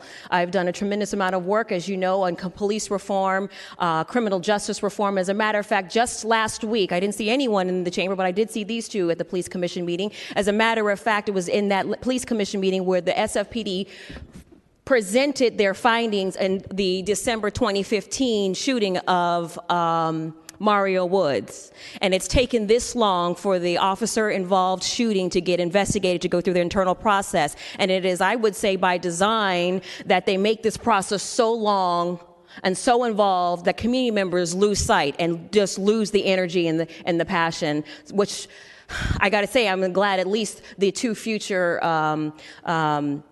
police commissioners were there, because that's the kind of due diligence that you're going to need and the doggedness that you're going to need in order to follow and to track. And quite frankly, for those of you that don't know, the San Francisco Police Department's commission role is to act as the policy body over the entire department, the police department, and to work also in conjunction with the Department of Police Accountability, that of which we created by a voter mandate in 2016. Why did we create that by voter mandate? Because prior to the 2015 shooting of Mario Woods, it became apparent that there was not one change to the use of force policies of the San Francisco Police Department. And so it was through that shooting, and may Mario Woods not die in vain, that we have spun, all of us in this, well, most of us, some of you new members weren't part of the team, but we had hearings on this issue. And so as a result, we are moving in a different direction. Some thoughtful questions I thought that did come out of the Rules Committee that are pertinent are people's understanding to department general orders. What is a reason, or what is something that would trigger a meet and confer? You see, these are more relevant questions, and I want to speak specifically to DJ's seat, because this is a community-led seat. This is a person that literally should be able to come off the street, be able to occupy this space on the commission, and then be able to follow the policy discussions. And if we are having policy discussions up here, then we are missing our mark. We need to ensure that we are creating an environment that is inviting. And also want to call into attention that we do need African American representation. There's no secret, there's no doubt that we've got an over-policing and an over-representation of African American in the justice system. I've personally worked with DJ as he was the executive director of Young Community Developers, an organization in the Bayview community, for years, before he was even the executive director. Prior to that appointment, he was with the Southeast Facilities Commission, which is also located in the Bayview. So from my perspective, I have a personal knowledge, and I'm here to ask for your support to support this man. Now, Damali Taylor is very interesting, because people have tried to marginalize and refuse supporting her because she was a prosecutor. And I think that is so flat and so one-dimensional when you think about it. Are we not the sum total of all of our experiences? Are we just mothers? Are we just fathers? Are we just labor leaders? Absolutely not. There is an immigrant experience that is embodied in this woman. This woman has worked with law enforcement as well as against law enforcement. And you know what? I would even say that is incredibly important that we do have a law enforcement perspective on the Police Commission to help us bridge the gap that currently exists. that currently exist so that we are creating thoughtful policies where law enforcement feels supported as well as community members feeling supported. So I'm enthusiastic. I'm excited to see these two candidates before us today who are stepping up to serve the city that they love, stepping up to do a job that's going to be very difficult, long meetings. They're not getting paid for this. And they're going to be volunteering their service. This should be celebrated and recognized.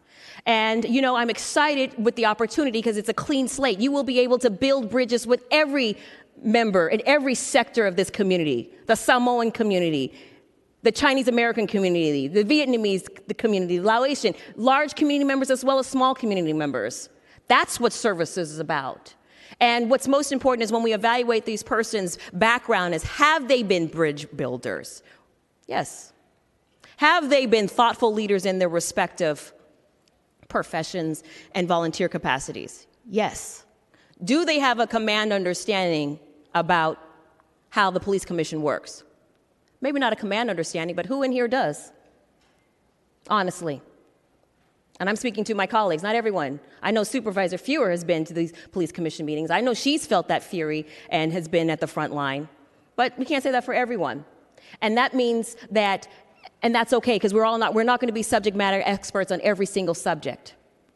That's okay. I lean to land use issues when Supervisor Peskin when he is talking, I'm paying attention. That's not my area of expertise. I'm asking you to lean into my understanding and to support me as I support these two candidates before us. Thank you for the consideration. I appreciate it. Thank you, President Cohen. Supervisor Ronan. Thank you. First, I just wanted to clarify one issue. Deputy City Attorney John Givner, it is my understanding that the decision whether or not to join the Joint Terrorism Task Force or not is a decision made by the Police Commission, and I wanted to just get clarity on that. Deputy City Attorney John Givner, I can't answer that off the top of my head here. Probably can by the end of this item. Okay, I think that would be great. Although I'm pretty sure that is the decision of the Police Commission. I came in here prepared to support both of you. I had really wonderful meetings with both of you, but this is an issue that is extremely important to me, and I was troubled by your answers. So I want to backtrack a little and make sure we're on the same page and understand what's going on here. So I don't know if I guess my first question is, have either of you had the opportunity to meet with the organizations CARE, the Council on American Islamic Relations, Asian Law Caucus, the Arab Resource and Organizing Center, or any immigrant rights groups who, as you know, are over-policed by ICE and the federal government in general? Because those organizations will tell you that rejoining the task force would be a huge mistake, and they'll give you ample reasons why. And so I'm wondering if you had a chance to sit down with any of those groups. DJ can speak on his own behalf, but I have spoken with Asian Law Caucus. And just to be clear, just so we're all on the same page, you know, I have a lot of questions. So the idea of rejoining an MOU, my position is not, yes, we should rejoin an MOU. What I said was I would really want to hear from all of the interested parties. For example, who is positing rejoining that MOU and what would it look like? And I think the first thing I said was the most important part is talking to members of the community. Talking to members of the community first who are most impacted, who are most likely to be profiled, who have suffered in ways that no one in this room can understand because we have not gone through it. And so that was my initial response. I would need to talk to members of the community before I considered anything. You know, I'm willing to listen to viewpoints from all sides always. You know, that I think is part of the role. But my job and my deeply held belief is that, you know, as a city, we have certain values that should be sacrosanct. And one of those values is safeguarding the rights of people who are disenfranchised, the people who experience, you know, terrible things sometimes at the hands of law enforcement. And so we have to be their protectors as a city. And so I have questions about any proposed MOU. What I know is that the MOU expired and that we pulled out of it in February of 2017. And from everything that I know and understand, we did so with good reason. And so I would have lots of questions before considering or looking at the idea of potentially ever entering into another one. And I would have to talk to members of the community and see the actual parameters of whatever those suggestions would be, because again, our values are not things to be bargained away.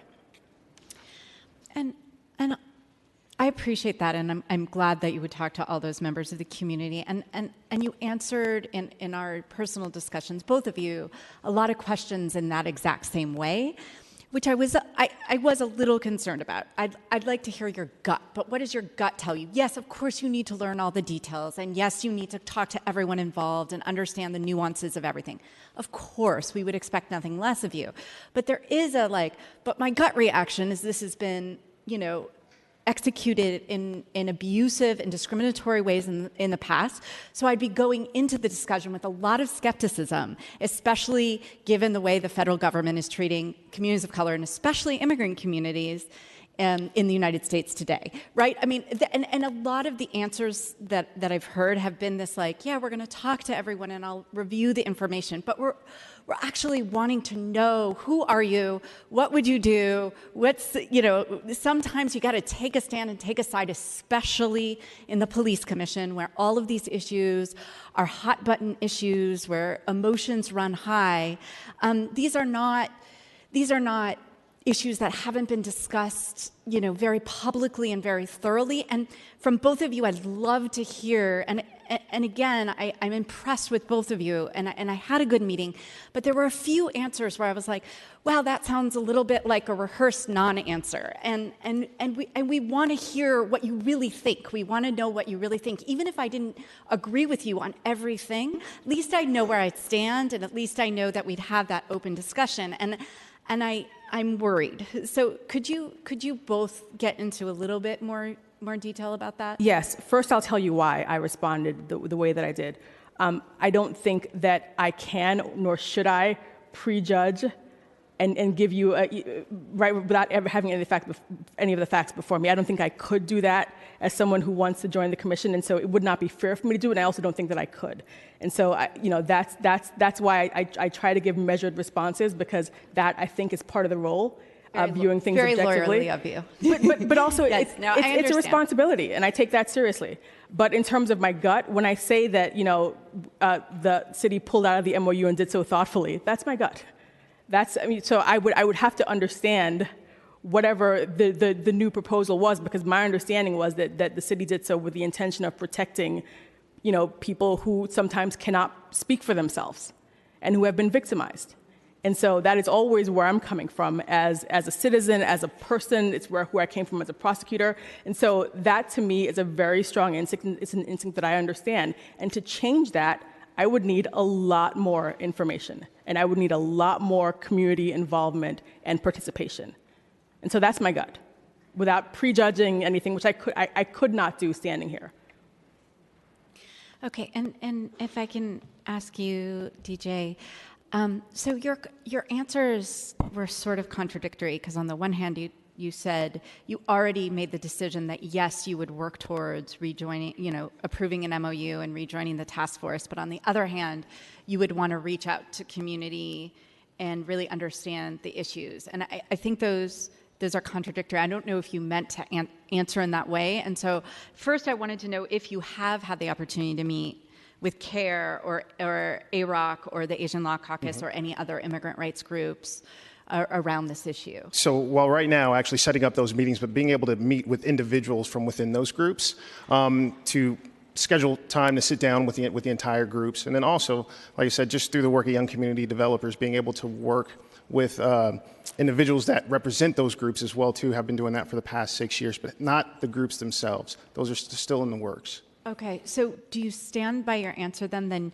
your intention is to, when you join the commission, you start working towards reauthorizing the MOU or re-entering the MOU with the Joint Terrorism Task Force? Well, I almost think like it was two parts. I think being able to sit down and look at the MOU and see if that's the space in which we wanted to work in. Again, working collectively through the MOU to see if that's something that we wanted to do. So I take them as parallel and in two separate parts. Okay, so you're not saying that you, at this point, you're not saying that your intention is to go in there and work towards approving an MOU and re-entering the Joint Terrorism Task Force. You are, or you're not saying that? I'm not. What I'm saying is definitely being able to work on the MOU piece, but not necessarily with the intention to join the task force. So that's why I think I said kind of look at them as differently. I think that's where the confusion. So entering in the MOU is rejoining the task force. They're the same thing. And I think that's why it's not necessarily entering into the MOU. It would take a look at the MOU itself collectively with communities to see if that's the route in which we wanted to go. Okay.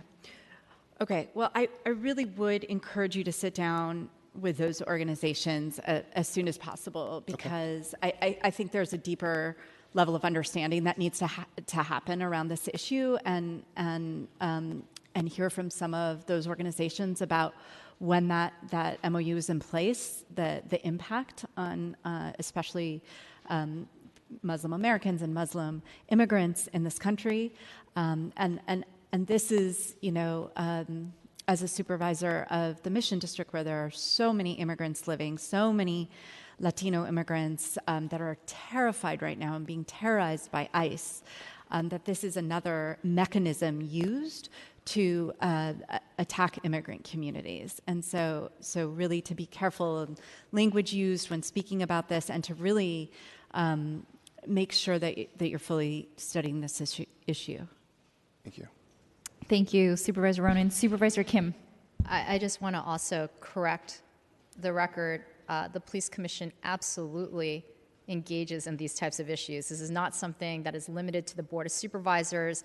I absolutely expect our civilian members that want to join the Police Commission to understand these issues. This is not an esoteric issue. It's an issue that has had quite a bit of press over the last 6 years. And so I just want to respectfully disagree with my colleague, President Cohen, who actually has done quite a bit of work around the Police Commission, that this is not part of your work. This absolutely is. And in fact, the annual report via the resolution that this Board of Supervisors passed in 2012 directly goes to the Police Commission every single year. And in fact, members of CARE and Asian Law Caucus and AROC and ACLU do attend your meetings, and they have taken a very strong position that they oppose San Francisco rejoining this MOU. So they're all on the record. This is not something you need to hear from them about. Maybe it's good to hear from them to understand why they feel so strongly about it. But I do encourage you both to watch. We had 3-4 hour long hearings on this issue, where members of the community spoke about what it felt like to be surveyed for simply no other reason than by their religious affiliation and race, and how scary that is. And I think actually you both understand what that means. It's not a foreign experience. And I think that this board has taken a very strong position that we don't use local resources to racially target members of our own community without probable cause. Now, again, with probable cause, and Damali, as a district attorney, as a prosecutor, you know that it is not a very hard thing to establish. It is one of the lowest standards that we expect our investigators and police officers to establish to investigate potential crime. Of course, if there's probable cause, we should make sure that we are keeping all of our citizens safe. I just think, I'm a little disheartened, because I do think that this is a major issue impacting, a big part of our community. And, we do expect all 7 of our commissioners to understand this. This is a question I've always asked at Rules Committee of applicants of the Police Commission. And so, I hope to be able to work with you on that. I'm just going to ask this question, because I understand a different MOU could come before the Police Commission, could be one that you support. So I'll ask the question differently. If the MOU included using local resources to engage in surveillance without probable cause based on racial or religious affiliation, would you support that MOU specifically? Thank you, Supervisor Kim. Again, with being unable to say what my vote would be, I will tell you that my question is always going to be, if someone were presenting an MOU, I'd want to know who and why, because my understanding is that when we exited the Joint Terrorism Task Force, it was done so thoughtfully and with good reason and with our citizens in mind. And so I would want to know a lot of information, not necessarily from our immigrant groups. So let's take out the rest of the MOU. The rest of the MOU is great, but it includes a requirement that our police officers engage in surveillance of members of our community without probable cause, purely based on racial or religious affiliation. Would you support that MOU? I do not support surveilling people based on their race and based on their religion. I am a woman of color. Would you support an MOU that included that as a requirement of the partnership? An MOU that required surveilling Yes. people based on their Yes. race and their religion? Yes, without probable cause. That was the previous MOU. Would you support using local resources to survey members of our community based on racial or religious affiliation without probable cause? I do not support surveilling anyone based on... Would you support an MOU that included that?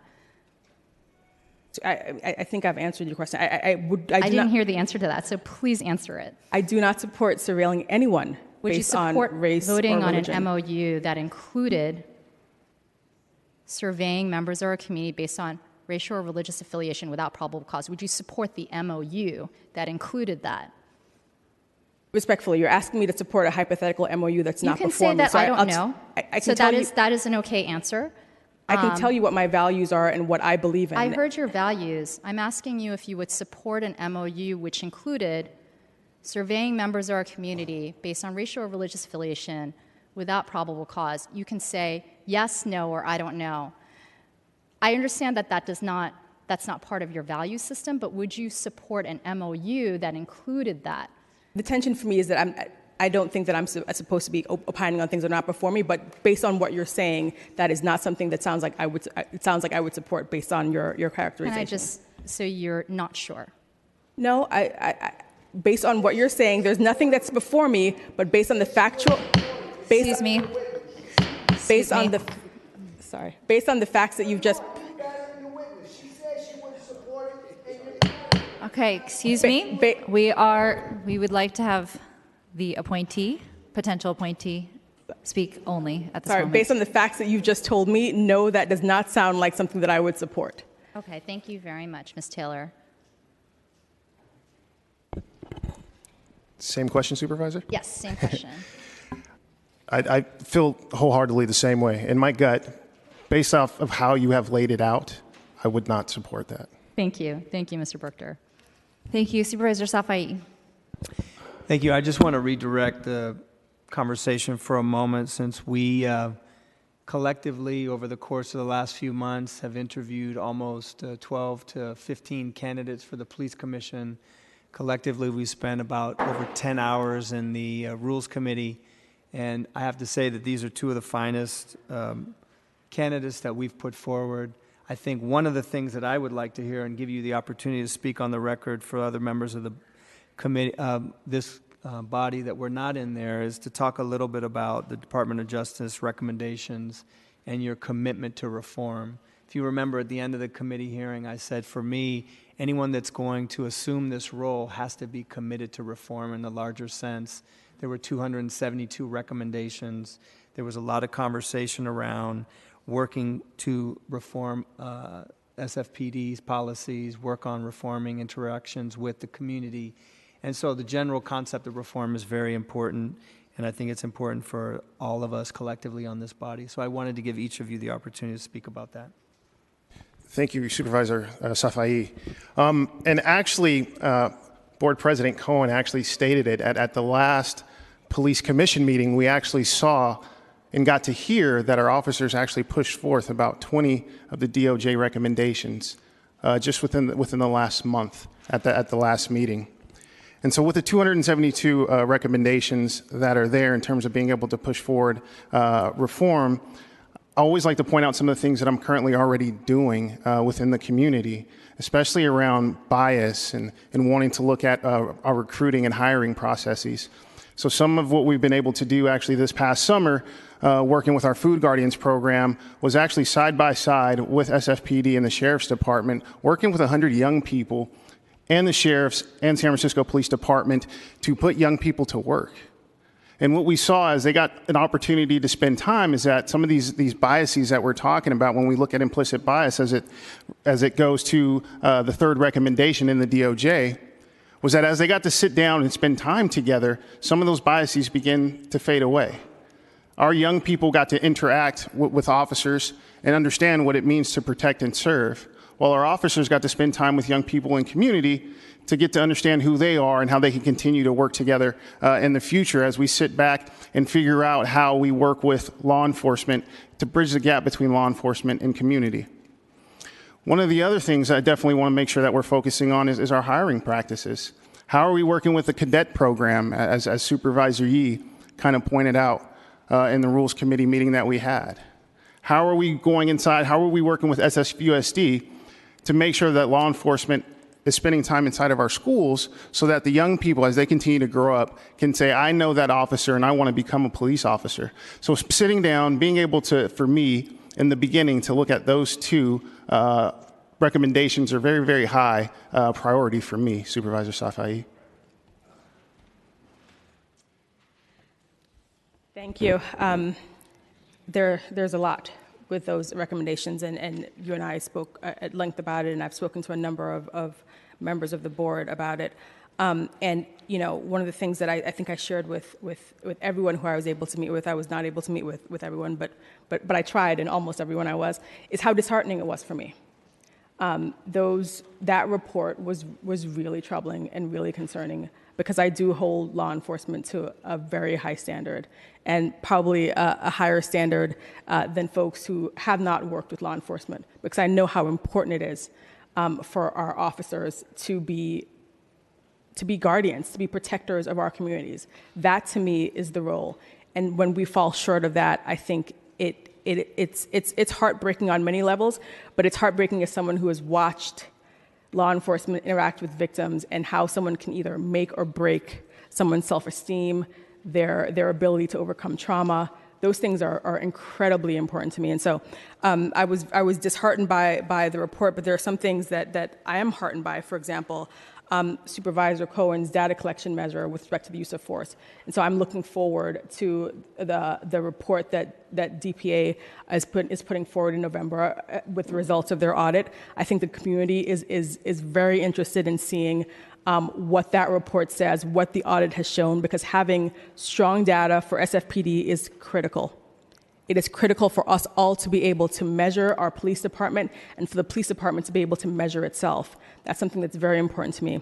I've spoken to a few of you about my views on community policing and how important it is that we don't just have beat officers walking the beat, but really officers who are committed to engaging with members of the community in a real way. And, you know, we have community liaisons, and that's wonderful, but we need officers engaging and knowing members of our communities. And so that means that you're not only responding for the first time, you're not only interacting with someone for the first time when you've been called out to a robbery, and then perhaps fatal or just otherwise terrible consequences happening. But when you know members of the community, that will temper your response and will have law enforcement engaging and caring and acting appropriately. So that's something that's very important to me. I've talked to you about the meet and confer process and how, for me, it's a bit of a black hole. And if it's a black hole for me, as someone who's been a practicing lawyer for over 16 years, I can imagine what a black hole it can be for community members. And so I would just like more collaboration and more transparency, frankly, because things that should be apparent to me are not. And so I can only imagine for, you know, your average citizen trying to discern, all right, where are we now with those recommendations? What have we done? It's very confusing. And so, you know, there's been some good progress, but there's a lot of work that we have yet to do. And I think one of the values that I can bring to this commission is my doggedness, my tenacity, my care for the city, my care for the citizens of the city. And that means all citizens. I mean, I'm not a Chinese American, I never will be, but I have made concerted and real efforts to reach out to many members of the Chinese American community because I care. I think it's important that commissioners represent all communities because all communities interact with the police, call the police, And so it's important how our SFPD is policing. And so I can keep going with respect to recommendations, but there's a lot of work. There's a lot of work to do. Thank you. Thank you, Supervisor Yee. Yeah, I don't have a question. I'll just make a statement. I had the opportunity to interview both of them individually and also through the Rules Committee, and they both of them come in with very different strengths. And as it has every other commissioner that's gone through to the police commission, and I mentioned to both of them that of all the commissions in San Francisco, at least from my experience on this board, everybody on this, every member of this board of supervisors care about this commission. We care deeply because it has such an impact on our communities and what the decisions that the commission makes and how they interact with not only the community but with the police department. There are certain answers that I wish you would give more direct answers to, but that's been true of everybody else I've been interviewed. That not every question we give you, you're going to give me a direct answer. What I was looking for is what kind of values you really do have. Do you reflect the majority of the people that really care about what's happening to our community of color and to the women that in our society? And both of you have given good answers. You both admitted that you don't know everything, but you've shown to me a willingness to learn. We mentioned several of my colleagues have mentioned the other ethnic groups, whether it's Chinese American or other immigrant groups that you're starting to reach out to, and I'm hoping that you'll continue that. I mentioned that many of our commissioners don't know anything about what's going on the West Side, and that I've never seen any commissioners actually in any meetings out there, and you're willing to do that. So what I saw in the two of you were two committed people, two people that do care about social justice, two people that really are able to listen to arguments and bring in your values. And I wish you had answered more directly what Supervisor Kim asked you. I thought it was a very direct question that is yes or no. I don't believe in using city resources, and if it's part of the MOU, nobody's going to convince me that it should. I'm going to support an MOU. But you eventually came around to answer it. I think the question of the taser question, both of you did not answer strongly in one way, but I felt like I understood your leaning, but you want to hear more arguments and hear more research arguments in what's factual, what's not factual. So that's good. But overall, I'm going to support these two. I feel like they have the right character, the right type of attitude that I'm looking for to push back. And when we talk about reforms, that we're not going to tiptoe around these reforms. There's nobody here that feels like we're moving in lightning speed with these reforms. In fact, I feel like we're moving so slowly. I don't know if we're actually making any progress, but I guess we are. And I'm hoping you two will be part of the block that's going to even push it faster. So that's where I stand. I will be supporting both of you. Thank you very much. Supervisor Mandelman. Yeah, I think I'm in a similar position to Supervisor Yee. I came in here prepared to vote for both of you, but I am extremely troubled by the interaction that happened a few moments ago with Supervisor Kim. I do think that in this particular moment with a federal government that is ignoring rights and liberties and jeopardizing basic freedoms, that I want every single appointed and elected official in San Francisco being committed to protecting all of our residents, not just citizens. So I understand that this, these may not have been issues that have been discussed with you before. I do think that this is an important issue before the Police Commission, and I think that it is clear where the residents of San Francisco are on this issue, and we want you to stand up to the federal government on these things, and not enter into MOUs that compromise constitutional protections. Given all of that, and given that you finally kind of got yourselves to the neighborhood of the right answer, I will be voting for you today. Thank you. Supervisor Kim? Thank you. I didn't want to just leave it at the question. I do plan on supporting the two nominees today from the mayor's office. I did want to ask you these questions. I think it's important for this to be on the record, and I hope that you work with our community organizations, and it's important for the public not to hold you accountable as commissioners, but I do hope that we will get that opportunity to be able to work on this. This is something that does greatly impact our community. Ms. Taylor, you're new to me, but it's been a pleasure to learn a little bit about you, and I did watch your Rules Committee hearing, and I did hear your answers to a number of questions in other arenas, which is why I didn't ask about those. And Mr. Brookter, I know you through your work at YCD, and so I'm happy to see you continue your service in this way.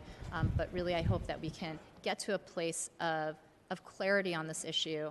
I think that it's very troubling to have a president in the White House that does not have clarity on this issue. And I think that if anyone stands for our civil liberties, it should be this very city and our police commissioners. So I look forward to engaging with you on this and having you take a strong position, and look forward to your service on the commission. Thank you very much. Seeing that there are no other names on the roster, colleagues, I think it's probably appropriate for us to maybe vote on these items separately. Okay. Madam Clerk, could you please call item 25? On item 25, Supervisor Ronan. Ronan, aye. Supervisor Safai. Safai, aye. Supervisor Stephanie. Stephanie, aye. Supervisor Tang. Aye. Tang, aye. Supervisor Yee. Aye. Yee, aye. Supervisor Brown.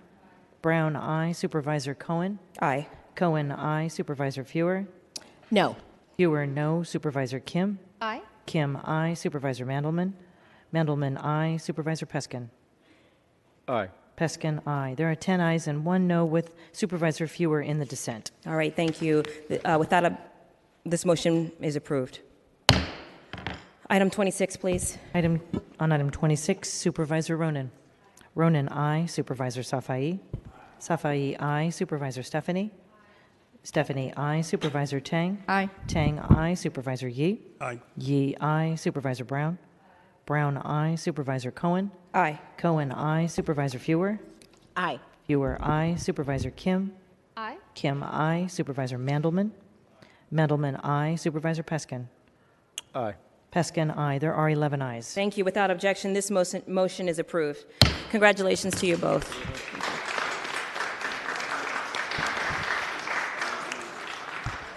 Madam Clerk, please call. Madam Clerk, I'd like to make a motion to rescind items 23 and 24. Okay. Okay. Particularly item 24, I'm the sponsor of that. I'd like to.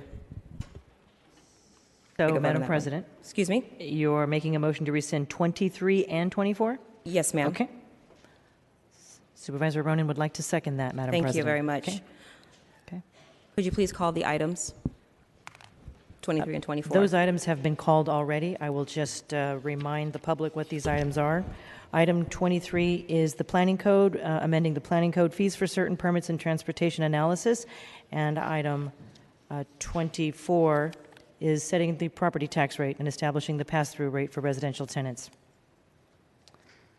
Please call the roll. Vote. Yes. Okay. On items 23 and 24. But Madam President, just so that you could gavel down to say that the item has been rescinded. Thank you. The item has been rescinded. Okay. On items 23 and 24, Supervisor Ronan. Ronan, aye. Supervisor Safai. Safai, aye. Supervisor Stephanie. Stephanie, I. Supervisor Tang. Aye. Tang, I. Supervisor Yi. Aye. Yi, I. Supervisor Brown. Brown, I. Supervisor Cohen. Aye. Cohen, I. Supervisor Fewer. Fewer, I. Supervisor Kim. Aye. Kim, I. Supervisor Mandelman. Mandelman, I. Supervisor Peskin. Aye. Peskin, I. There are 11 ayes. Thank you, Madam Clerk. This ordinance passes unanimously. All right, Madam Clerk, where are we in the agenda? The first special order, 3 p.m. The first special order, 3 p.m. Items 9 through 12. Thank you. Items 9 through 12 comprise this public hearing for a proposed Central SOMA plan. This is a public hearing of persons interested in the certification of a final environmental impact report, or FEIR, for the proposed Central SOMA plan issued by the Planning Commission dated May 10th, 2018. This hearing was continued open from September 4th, 2018. Items 10 through 12 are the motions associated with that public hearing. All right, thank you. So, colleagues, we have before us today 4 appeals of the final environmental impact report for the proposed Central SOMA District, also affectionately known as District 6. Before considering these appeals, I'd like to give the platform to Supervisor Kim, the district supervisor, so that she could say a few words on these items. Supervisor Kim.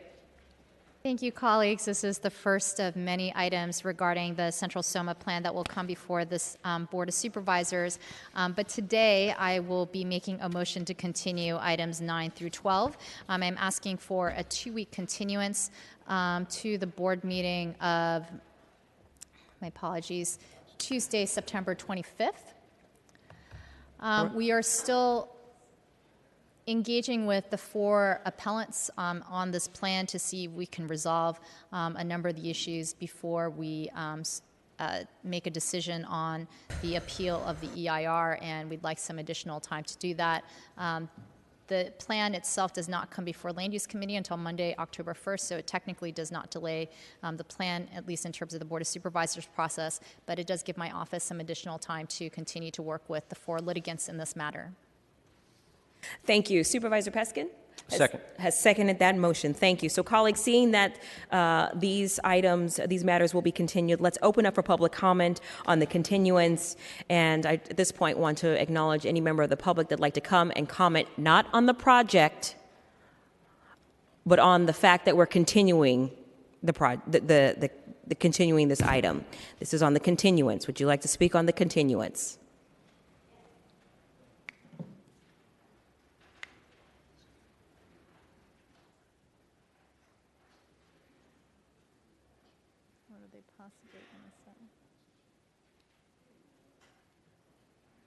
Hi, Laura Clark, YIMBY Action. It does not make sense to continue to negotiate with people who are operating in bad faith. And there is one group of people who are operating clearly in bad faith when it comes to Central SOMA. I would say everyone else has been very earnest about their concerns. I have concerns about Central SOMA. I have concerns about the jobs housing imbalance. There is one particular group led by the Homeowners Association of the Blue Condos that has demonstrated a complete lack of good faith, is very clearly advocating for their own personal penthouse views. And to give anything to this group that is so obviously motivated by pure self-interest, not even of the entire building, but clearly of a few handful of penthouse dwellers who might have some views impacted by new housing, would be insane. It is not acceptable to negotiate away the pittance of housing that is in this plan to condo owners who do not want other condos within their line of sight. That's just ridiculous. So I understand that maybe these things need another couple weeks, another couple weeks, another couple weeks, but there are people with whom we can negotiate with in good faith to try and get whatever community benefits they think are needed. But we are at risk of losing even more housing when we continue to play ball with people who just want to preserve their views. And this is why we need fundamental structural CEQA reform. Thank you. Thank you. Next speaker, please. Supervisors, my name is Scott Feeney. I am a member of YIMBY Action. I'd like to echo a lot of what Laura said. As the member of YIMBY Action who did a lot of the coordinating of our earlier opposition to the Central SOMA Plan, we previously opposed the Central SOMA Plan for adding what was originally 50,000 jobs and only 7,000 housing units during a housing shortage. And we have taken a step back from actively opposing the plan, and we're not one of the appellants, because we got some concessions in some of the office space being converted to housing and some of the housing being streamlined, but also because we believe that San Francisco, including this body, was serious about increasing the housing in other areas. If we were to continue the hearing on this appeal in order to negotiate with the blue condo owners who simply want less housing to protect their views, it would call into question that belief. I'm not here to in any way negate the concerns of community groups who are concerned about gentrification and displacement.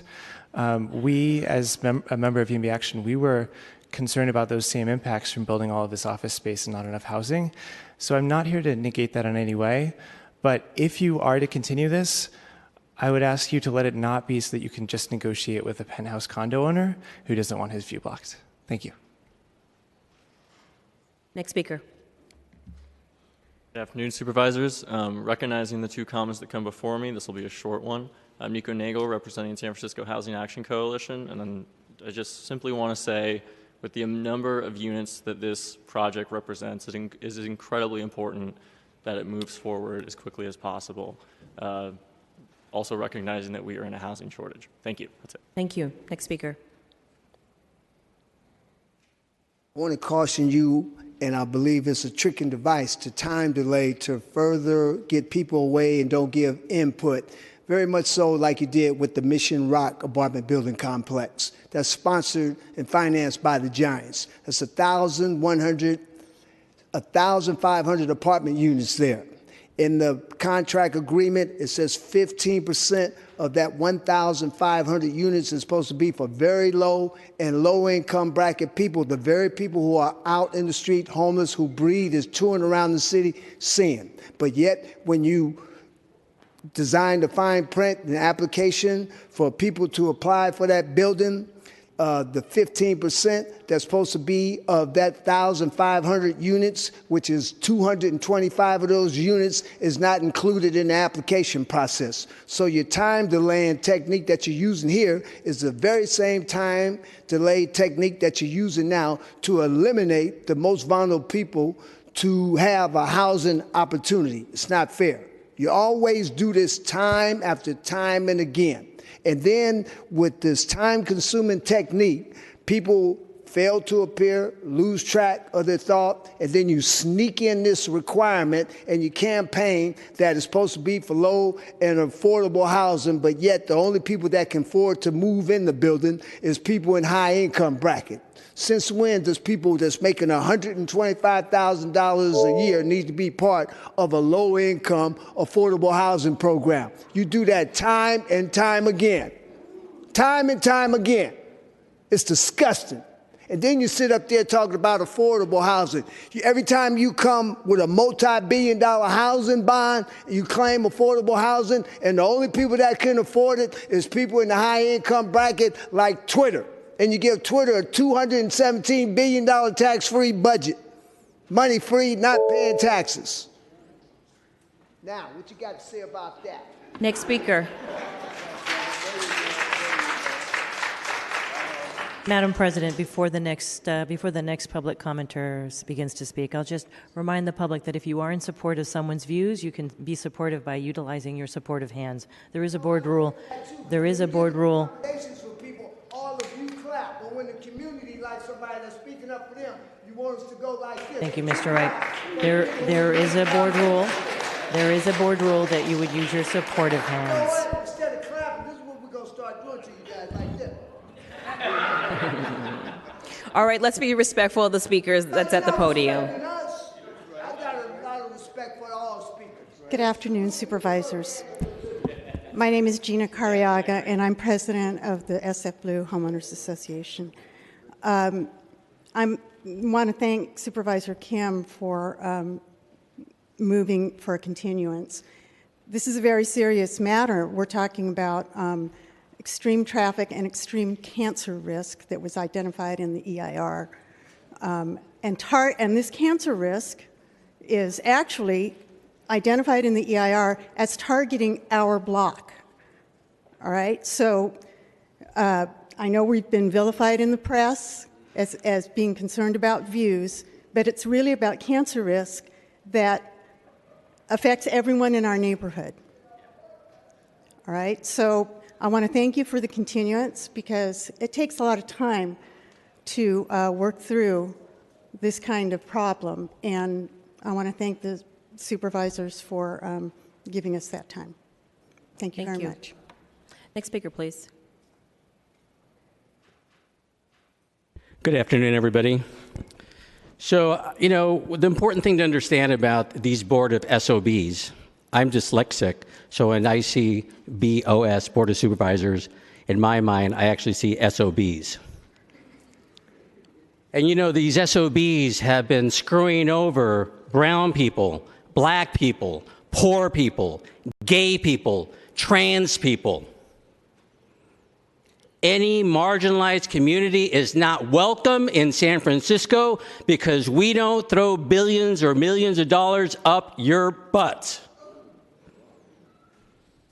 And that's what this is about, fucking us, the working class folks of San Francisco, for your billionaire boyfriends, that they can put $1 billion or $1 million, actually y'all aren't that expensive whores. So a couple $100, a couple $1,000, $20,000 will buy most of you off, because these are Republicans in Democratic clothing. These are the Republican Board of Supervisors, the corporate Democrats, the ones that lost 900 votes, 900 seats in Congress and state houses and governorship across the nation in 2016 because you support the corporate bastards. Therefore, you are bitches and bastards, because it's hardworking people that built this city and continue to elect you unbeknownst on how corrupt and whorish you all are. And maybe this will change once we move away from the corporate Democrats and we finally move into the progressives, which I'm hoping this board will elect a progressive president, not some slaveholder. Thank you. Next speaker. I'm not completely sure, but I think the previous speakers were supporting a continuance. That's right. I also support a continuance. Thank you. Are there any other members of the public that like to support this continuance? All right, seeing none, public comment is closed. I just want to recognize that we've got a motion made by Supervisor Kim to continue this item to the next meeting of September 25th. It's been seconded already by Supervisor Peskin. Seeing that there are no other speakers, can we take this without objection, colleagues? I think we have everyone. Yeah. Okay. All right, without objection, this motion passes. Madam Clerk, could you please call items 13 through 15? Items 13 through 15 comprise the second special order for the Board of Supervisors to convene as a committee of the whole for a public hearing that has been scheduled pursuant to a resolution 232-18 adopted on July 24th, 2018, for a public hearing for the Board of Supervisors to consider the following two ordinances contained in items 14 and 15. An ordinance to establish the sub-project areas G2, G3, and G4 of City Infrastructure Financing District Number 2, and to affirm the CEQA determination and make the appropriate findings. And item 15, a resolution to approve the issuance of bonds in an amount not to exceed $273.9 million, $196.1 million, $323.3 million for sub-project areas G2, G3, and G4, and to approve the indentures of trust and pledge agreements, and to approve other matters in connection therewith. All right, thank you. So we now turn to a number of items related to the formation of an infrastructure financing district. This is for Pier 70. We'll hear a staff report on the matter from staff about the proposed IFD, which will then be followed by public comment. I want to recognize Brad Benson from the San Francisco Port, and I'm grateful for your analysis and your presentation. The floor is yours. Good afternoon, President Cohen, members of the board. Brad Benson, here from the Port of San Francisco, representing Port Executive Director Elaine Forbes. I'm sorry, I'm a bit hoarse. We appreciate your sponsorship of this item, President Cohen. Your staff have been very helpful in the preparation of this. Also want to thank the city attorney and outside bond counsel. And Madam Clerk, your staff, Elisa Samara, have been very, very helpful. So this item is integral to the approvals that this body adopted last fall for the Pier 70 project. It's essentially about financing the new neighborhood at Pier 70. I'll try and keep the presentation brief so that I can answer any questions. Just by way of a bit of an update, there was a groundbreaking at Pier 70 on May 10th. Some of you attended that groundbreaking. We've been working diligently with representatives of Forest City, the developer for the site, and our sister city agencies to process the infrastructure, including the new streets and parks that will be needed to support the new neighborhood.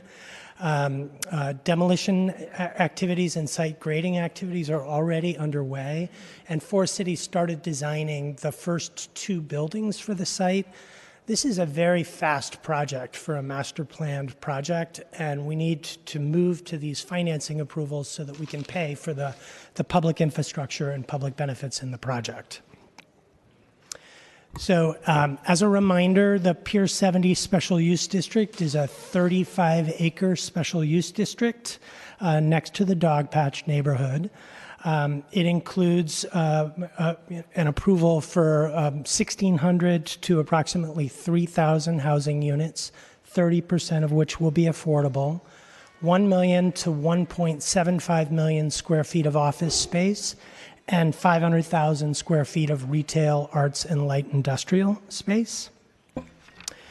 The public benefits in the project are robust, 470 units of affordable housing, sea level rise protection for the site, and also sea level rise funding for the entire port waterfront, 9 acres of open space, a new arts facility, and historic rehab of this amazing historic district.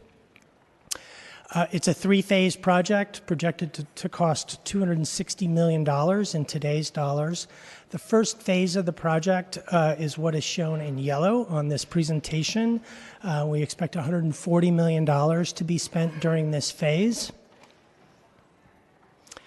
The infrastructure financing district before you today operates essentially like redevelopment. It allows the capture of tax increment to fund public improvements like those I've described. Under the Port's IFD law for Pier 70, we're able to capture both the state share of property tax growth and the city share of property tax growth. So it's robust public financing. This will not only fund public improvements for the SUD, but also the rest of Pier 70 because it's a broad historic district. After project needs, this will provide funding for sea level rise protection and the port's seawall. The port's harbor fund and the city's general fund are protected under this financing approach. Just as to the overall projections in today's dollars, we're looking at about $1 billion of investment in the project over a 45-year period of time. And you'll note that we'll have $500 million over time to fund sea level rise protection and about $50 million to fund other improvements outside of the project site. So in closing, we're requesting your approval of the legislation following the close of the public hearing, and I'm available to answer any questions that you have. Thank you. Colleagues, do you have any questions for Mr. Benson? Okay, thank you. I think it's appropriate for us at this time to take public comment on items 13 through 15. If there's any member of the public that'd like to come. Oh, excuse me. But before we take public comment, we have one more report from the budget legislative analysts. My apologies. Thank you. Good afternoon, President Cohen, members of the board. Severin Campbell from the Budget Analyst Office. The legislation before you to approve the IFD for Pier 70 and the issuance of bonds. The board did approve the intent to form the IFD in July of 2018. The actual proposal before you now is exactly the same as what was included in the intent. We presented on the financing plan at that time. This is also now approving the financing plan. As Mr. Benson said, the expected generation of revenues is about $1 billion over the term of the IFD. This would also approve the issuance of bonds. The bond issuance being approved is up to $790 million. That's significantly more than the actual amount that the port expects to issue. The difference is just to allow flexibility should financing costs be lower or revenues higher than anticipated at the current time. The other key point is that before the port can issue bonds, they would actually have to come back to the board for approval on the terms of the bond issuance, and we do recommend approval. Thank you. We appreciate that recommendation. All right, now at this time, I want to pivot to public comment on items 13 through 15. This is another example of what I was talking about earlier. You have to stay focused. He claims 30% will be affordable housing. Then when you process the applications to be turned in for a tenant to move into the building, that 30% housing, affordable housing, will start at an income range for people that's making $80 to $90 to $125,000 a year. So people who are in low income and very low income brackets are not even getting the housing opportunity to apply and put in an application to be a tenant in the building. It's a discriminatory practice and tricking device, and we have an emergency homeless problem here in California. Attention, San Francisco, and you're in violation of criminal law pertaining to price fixing and price gouging. You actually can be put in the county jail for that. Is that clear? And I want to put strong emphasis on it. You do that all the goddamn time on your housing opportunities. And I'm going to start addressing it. And if I have to address it in the United States Federal District Court for the Northern goddamn District of California, I don't mind doing it. I'm giving you a warning. You are depriving low-income people of their civil rights. That's not due process and equal opportunity on housing. You deliberately deprive us of our civil rights, and you campaign on our backs and claim that it's affordable housing, just like you did the Hispanic female who's going to school that was living in a boarding hole. You campaigned for her on a commercial saying she loved to live at Mission Rock and her school teacher. And then when the truth of the matter is revealed, she can't even afford to live in that goddamn apartment building complex, and 225 of those apartments are supposed to be for low income and very low income bracket people. Is that clear? I want to be sure you're clear on that. Because see, when we get in federal court, you're not going to be able to go up there and say you didn't know nothing about this. When you deprive a person of their civil rights, you could be fined on criminal law too. Thank you. Next speaker. But, hey, okay, this ain't so the case. I didn't come up here to speak, but the brother man makes a lot of sense, and his verbiage may be a little rough, but listen to what they do in the White House. So y'all gonna have to be a little compassion here locally, because it's a new era. Boss man is right on point. Bottom line is, the rules and regulation and everything that y'all put together in this assembly here, it does not even fit people like my doggone self. I ain't gonna say it wrong. I've been in the city hall for over 30 years, and I've shared some tears. But I'm here to tell y'all, it's a new era, and we don't have no time for errors. I was just looking over TNDC 35 years. Well, I represent an organization called the WAPAC. Was been here over 40 years, 50 years. And this inspired me to put a book together about what WAPAC did. And it's a spinoff, ACE is here. And with the spinoff with ACE is called CASE, Community, Assistance, Service, Enterprise. We're gonna make some money. Now the bottom line is, we're gonna have to right the wrong.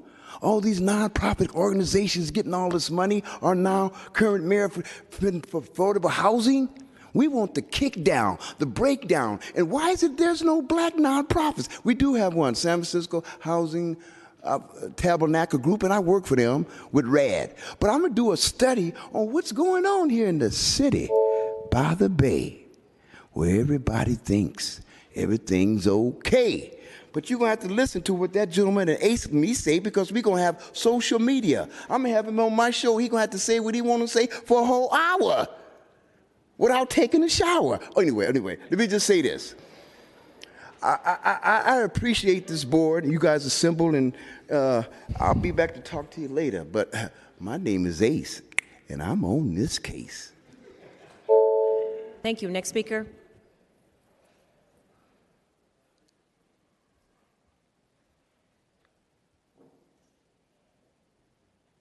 Tom Gilberti, I second the speaker ahead of me, and I second the speaker ahead of him. What we're trying to do is change the formula, change the equation. We don't want little percentages changed. We want the format changed.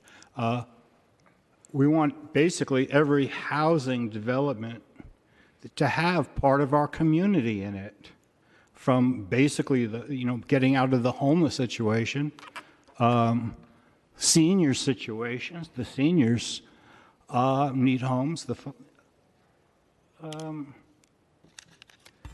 The kids graduating from the foster program. Section 8. Then we can go up to people that are actually living and working in the city, from uni, for the police, teachers, nurses. How about 10%, 15% for people that have lived in the neighborhood for 20 years? We're trying to keep our community together. We're trying to make it healthy. And this is not working. And that's what we're hoping the new mayor brings to the situation. Thank you. Thank you. Are there any other speakers at this time that'd like to speak? All right, public comment is now closed. This hearing has now been heard and filed. We may now consider and adopt the resolution and one ordinance related to the formation of the IFD. I see no names on the roster, so I'm assuming that there are no questions. Everyone is clear. All right, Madam Clerk, could you please call the roll on items 14 and 15? Supervisor Ronan. Ronan, aye. Supervisor Safai. Safai, aye. Supervisor Stephanie. Stephanie, aye. Supervisor Tang.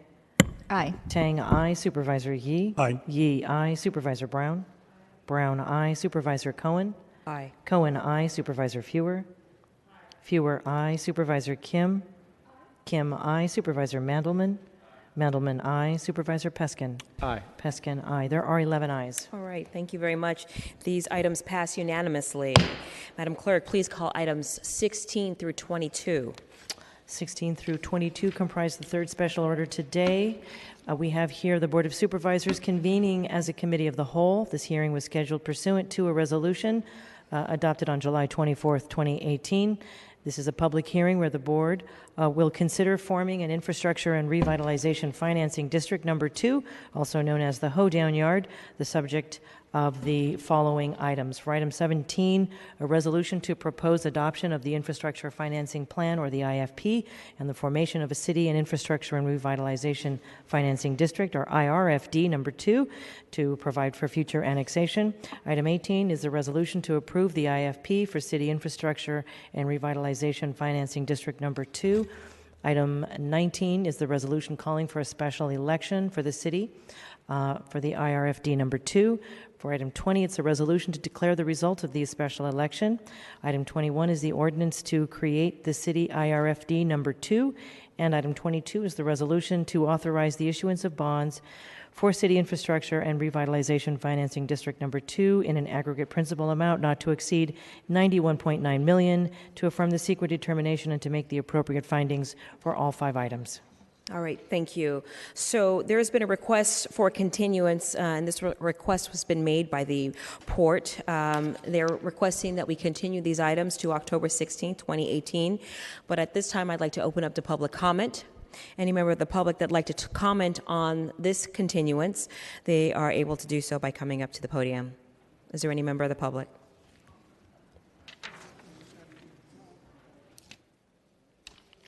Again, here's the situation. I'm going to give you an example of your housing bonds. Your housing bonds are always proposed and called by all of you Board of Supervisors except one. Every time you Board of Supervisors get any kind of bond pertaining to housing, infrastructure within this jurisdiction of San Francisco, like this item number 22, $91 billion, $900 million is always for people in high-income brackets. You got a situation enjoyed by high-income bracket people, but not enjoyed by low-income bracket people.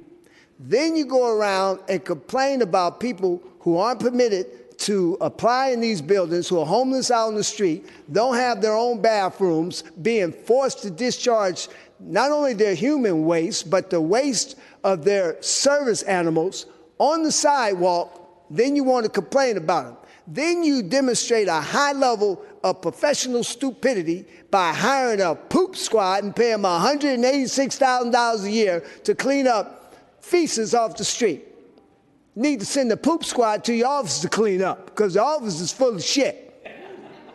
I'm tired of it. How can you sit up there, you build a bond for homeless teachers, $44 million for homeless housing teachers, but you don't build homeless bonds for non-homeless teachers. You got a situation enjoyed by homeless teachers, but not enjoyed by non-homeless teachers. And then you turn around and wonder why you got so many homeless people out in the street. There was a study conducted where you spend more money cleaning up the city than several larger cities in the United States, and the population is bigger than the city itself. That's poor management.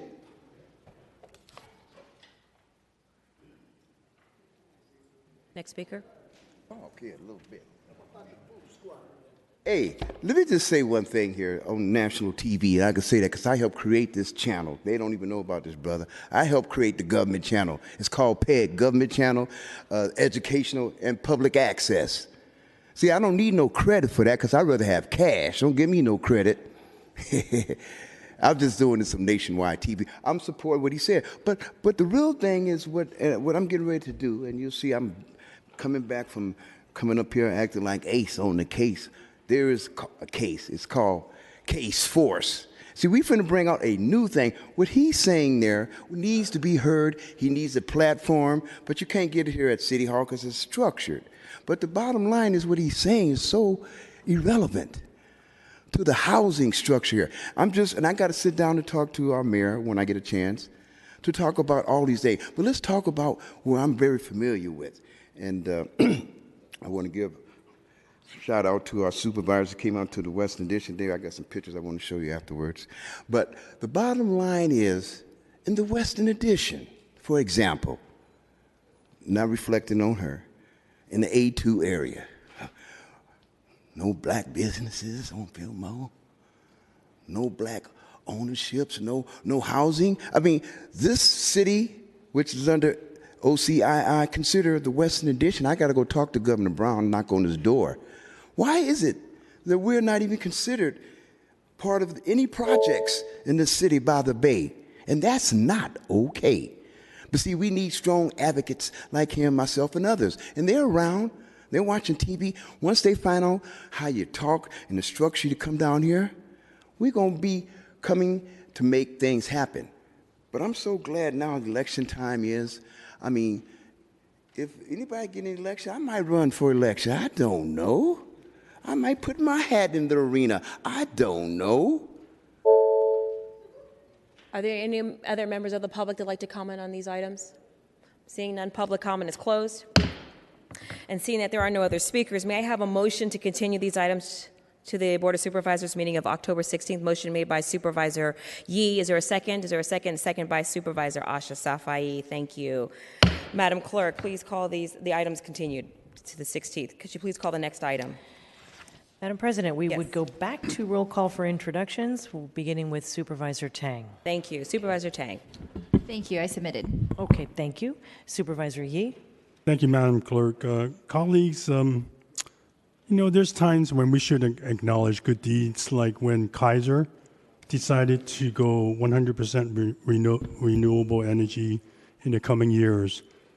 But today I am introducing a resolution to stand in solidarity with over 900 SEIU workers based in statewide Kaiser Permanente sites, and more specifically 16 SEIU United Healthcare Workers West workers based in Kaiser in San Francisco. As of October 5th, which is next month, 2018, 16 messenger drivers, parking attendants, and department secretaries at Kaiser San Francisco will find their benefited positions eliminated. Kaiser intends to contract out the parking and shuttle services and replace them with rideshare services. These workers will be outsourced to companies that pay less and offer fewer benefits. This decision comes as Kaiser reported $29 billion in reserves in 2018 and $3.8 billion in profits during the first 3 quarters of 2017. Colleagues, unions, and good-paying middle-class jobs are increasingly under attack. Middle-class workers are working harder than ever to make ends meet, to support their families as economic inequity continues to increase, especially in the Bay Area and in our city. We should not stand by in good conscience as hardworking staff are laid off in the interest of increasing corporate profit. In November 2017, Kaiser announced its intention to outsource and lay off over 900 of the SEIU good-paying middle-income jobs, including 70 pharmacy warehouse workers in Downey, 34 carriers at a laboratory in North Hollywood, 6 pharmacy warehouse workers in Oakland and Livermore, 43 licensed vocational nurses in San Francisco, Oakland, and San Leandro, Santa Clara, and Walnut Creek. Moving these jobs from centers in Hollywood, Baldwin Park, and Woodland Hills to other areas of the state where workers will earn $2 per hour less. Shutting down a skilled nursing facility in Manteca, negatively affecting families of 18 workers. Earlier this year, Oakland City Council, Alameda County Board of Supervisors, and Los Angeles City Councils all unanimously passed resolutions opposing Kaiser's plans to outsource jobs and urged Kaiser to discuss in good faith with the union how to retain and grow good-paying healthcare jobs at their facilities. On Labor Day, over 1,000 Kaiser workers and their supporters marched in protest of the planned massive layoffs. Colleagues, I ask you to join me in urging Kaiser to protect these 16 positions in San Francisco and over 800 positions statewide. I want to thank my current co-sponsors, Supervisors Fewer, Mandelman, Kim, Ronan, and Peskin for standing with me and our union workers.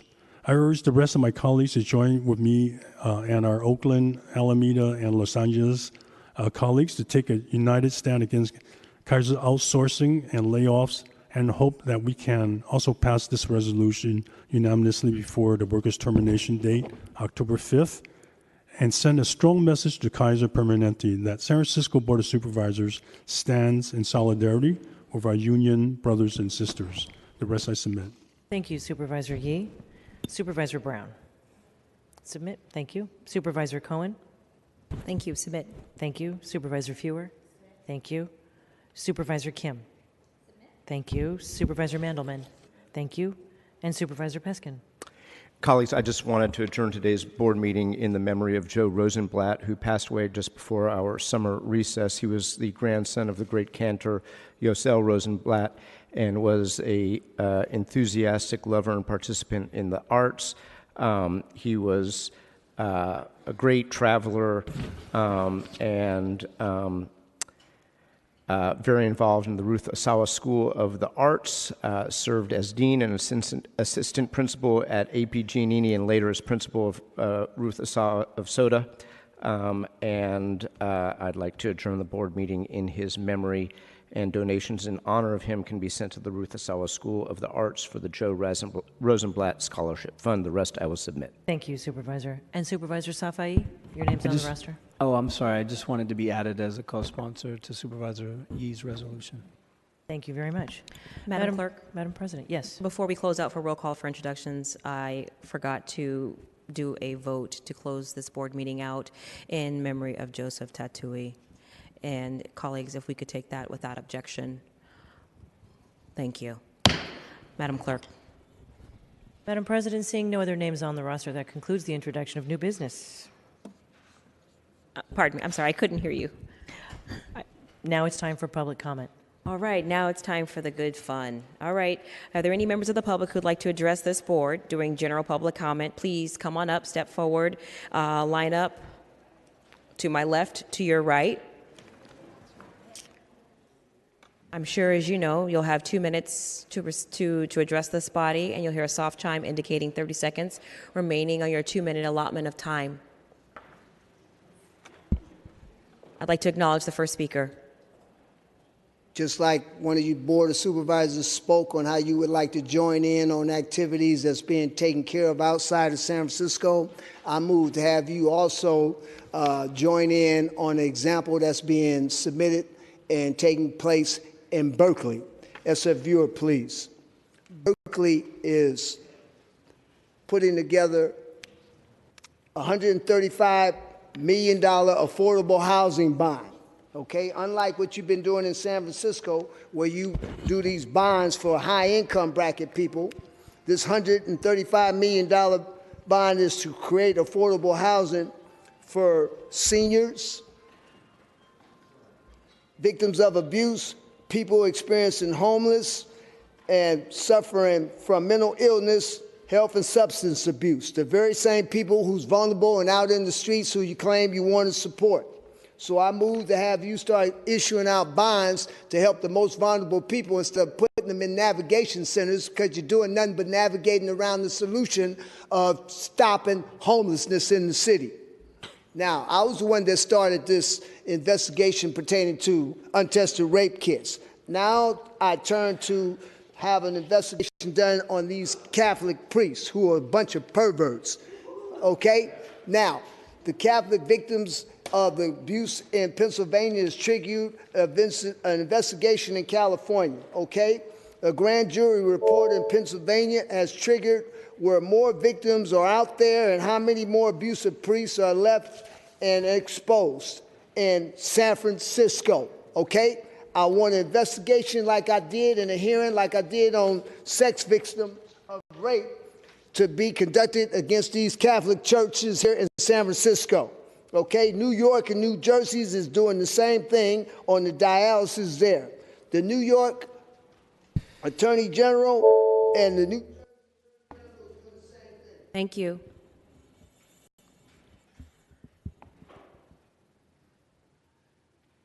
Next speaker.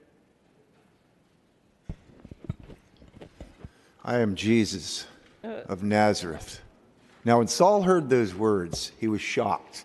He was changed. He was altered. He became a Christian. He didn't realize that the Christians he was persecuting were actually the sons of the living God. The sons of the living God. Now, my Bible tells me, behold what manner of love the Father has bestowed upon Christians, in that he had called them the sons of God. You can be adopted into the family of God if you believe on Jesus Christ. You know, Jesus said in John chapter 12, he that believes on me believes not on me, but on him that sent me. And he that sees me sees him that sent me. I am come a light into the world, that whosoever believeth on me should not abide in darkness. If any man hear my words and believe not, I judge him not. I came not to judge the world, but to save the world. He that rejects me and receives not my words has one that judges him. The word that I have spoken, the word that I have spoken will judge him on the last day, because I haven't spoken of myself, but my Father which sent me, he gave me a commandment, what I should say and what I should speak, and I know that his commandment is life everlasting. Whatsoever I speak, therefore, I speak even as the Father said unto me. Now, he said he didn't come to judge. But when he comes back, he's going to come to judge. He's not going to, it's going to be the greatest day in the world for the saved, and it's going to be the worst day in the world for the unsaved.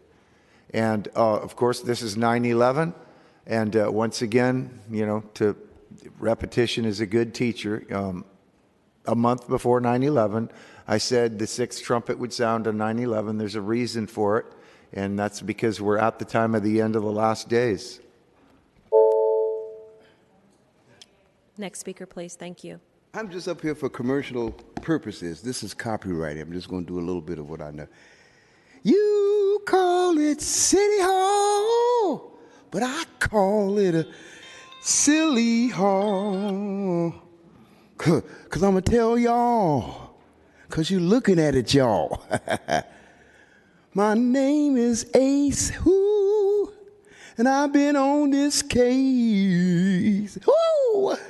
And some of those people out there didn't want me all in this place. But it's no mystery. Just check the history. Ooh, I've been working on some cases involved with a lot of conspiracy. You know what? And some people don't like me, but that's okay. Anyway, I'm just here to say, y'all, I'm glad to be here in the city by the bay, San Francisco, because as you see it and they see on TV, there's no other city like the city by the bay.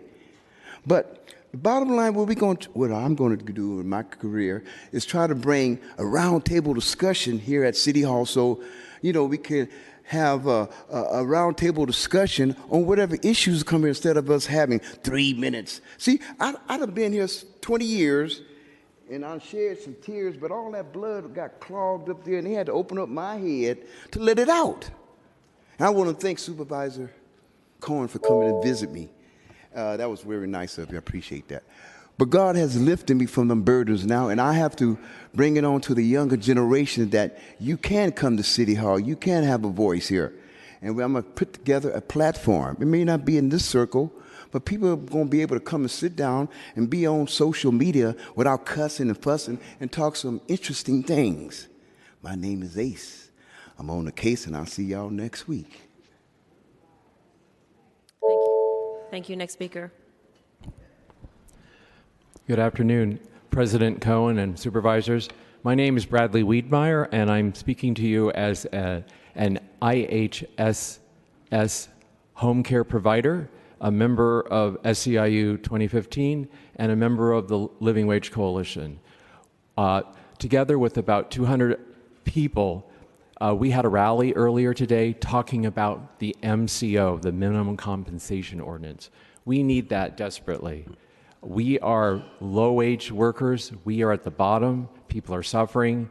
We need that passed. We'd like to see that come before the whole board.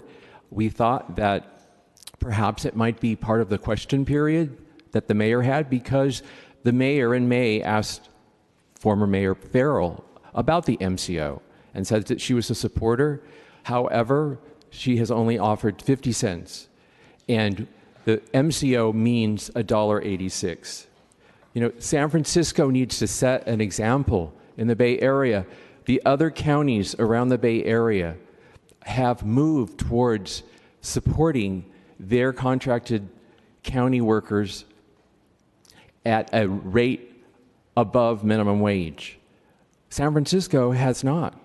We are lagging behind. A friend of mine has left the profession because she couldn't get housing and she was commuting from Sacramento. It's crazy. It's crazy out there. We need to have a living wage to stay and care for seniors and disabled and do the job of the city, for the city. San Francisco needs to set an example and not be a low-wage slacker.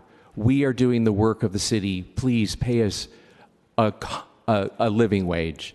Maybe not a city wage, but not the bottom. We are not the lowest rung of workers. We have to work hard. Thank you. Thank you. Next speaker. Good afternoon, members of the board and board president. My name is Rudy Gonzalez. I'm the executive director of the San Francisco Labor Council. There were many more workers with Bradley and many other labor supporters and community allies, but unfortunately, they work as in-home healthcare providers, caring for our loved ones and their loved ones in some cases. They work as nonprofit workers in critical services that the city cannot or does not or will not provide anymore, and in other community-based organizations. They work as airport kitchen catering workers, and they work as security and janitorial workers at the airport, and they live in poverty wages. And so many of them have two jobs, and they couldn't stay this long to actually speak to you directly. So I have the burden and great responsibility to try to carry some of their message forward to you. I appreciate that everyone deserves time off, and I know that many of you work hard and earned well-deserved time off last month, and you're back, and this is your second full meeting. The workers that I represent are still teetering on the edge of poverty if they're not already there at their wages. The airport workers at 14 and change, and even with the minimum wage increase at $15 an hour, they can't survive. And you don't have to look far to see calculations and analysis that tells you that a single parent with a kid needs upwards of $38 an hour to actually have a living wage in San Francisco. And so labor is here again, and we have three main priorities. We want to chip away at the housing and affordability crisis and further restrict and rein in Airbnb and home sharing. We want to provide generations of good prevailing wage construction jobs that provide for local hire and apprenticeship and pathways to good careers through a citywide project labor agreement. And we need your leadership to amend the minimum compensation ordinance so that these poverty workers who are earning the bare minimum can actually afford to live. Many of us, myself and yourselves included, make enough to live, but they're barely making enough to survive, and we actually have an opportunity to do something. And so the time will come, we will ask you to publicly cast a vote and to stand with working people in San Francisco. Thanks. Thank you. Next speaker. Supervisors, Tim Paulson. I was sworn in about a week and a half ago by the mayor as the Secretary-Treasurer of the San Francisco Building and Construction Trades Council, and I think this is maybe the first time I've stood in front of this board as in this new position for the first time in about 13 years. And I want to reiterate what Rudy has just said right now. For almost 2 years right now, the priorities of the Labor Council, and I'm here representing the Building Trades Council, who's in full support, our three priorities have been to get the MCO passed for all workers, and this is private sector, in-home healthcare workers, as well as the nonprofit workers here in the city. We've been working hard to try to get a prevailing wage project labor agreement passed in the city so that people can be making the good union wages and with the training and apprenticeship for the MCO. And we're also looking to make sure that that hotel workers are not going to get screwed by the unregulated Airbnb, and that has been a priority, unparalleled priority of both of the councils, and we are here to make that support. Now we know that there's going to be some amendments that are going to be coming to the MCO, but I want to be clear, this is still a coalition of Local 2 and the Teamsters and SEIU 10-1 and SEIU 2015 and all the workers and Unite Here, all the folks that work in these low poverty wages. We had a wonderful campaign for the minimum wage just a very short period of time ago, and now the living wage, as you know, is less than the minimum wage. And it's time to fix that for all of the workers, and we are united in asking you to make sure that this happens now that we're back into the new session. Thank you very much. Thank you for your comments. Next speaker, please. Supervisors, Board President Cohen. My name is David Canham. I'm from SEIU 10-1. I'm here to speak about the MCO. We've been working in coalition with other unions to get the MCO passed. However, the MCO seems to be stuck in committee, and the most recent development has been that there's a move to exclude nonprofit workers, and that is absolutely unacceptable. Nonprofits are facing a crisis of retention and recruitment. Some of them are turning work away because they can't hire people. Nonprofits such as Tenderloin Housing Clinic can't hire people at $15 an hour. So raising the minimum compensation ordinance will help address that, in addition to some of these folks not being able to live and work and live in San Francisco.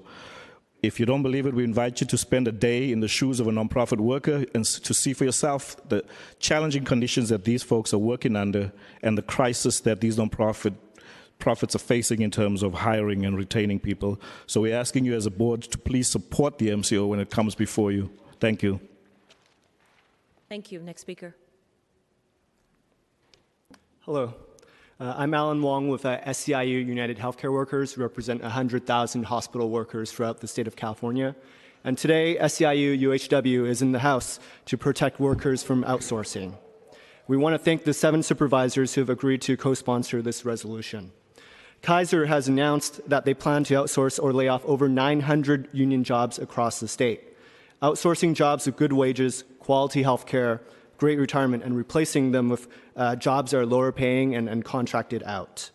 At the San Francisco Kaiser plans to outsource 16 parking and shuttle positions and replace them with, by contracting them out. And they've also mentioned utilizing rideshare to take their jobs. They have told us in bargaining that they will use Lyft or Uber or other rideshare services. Kaiser in 2018 reported having $29 billion in reserves.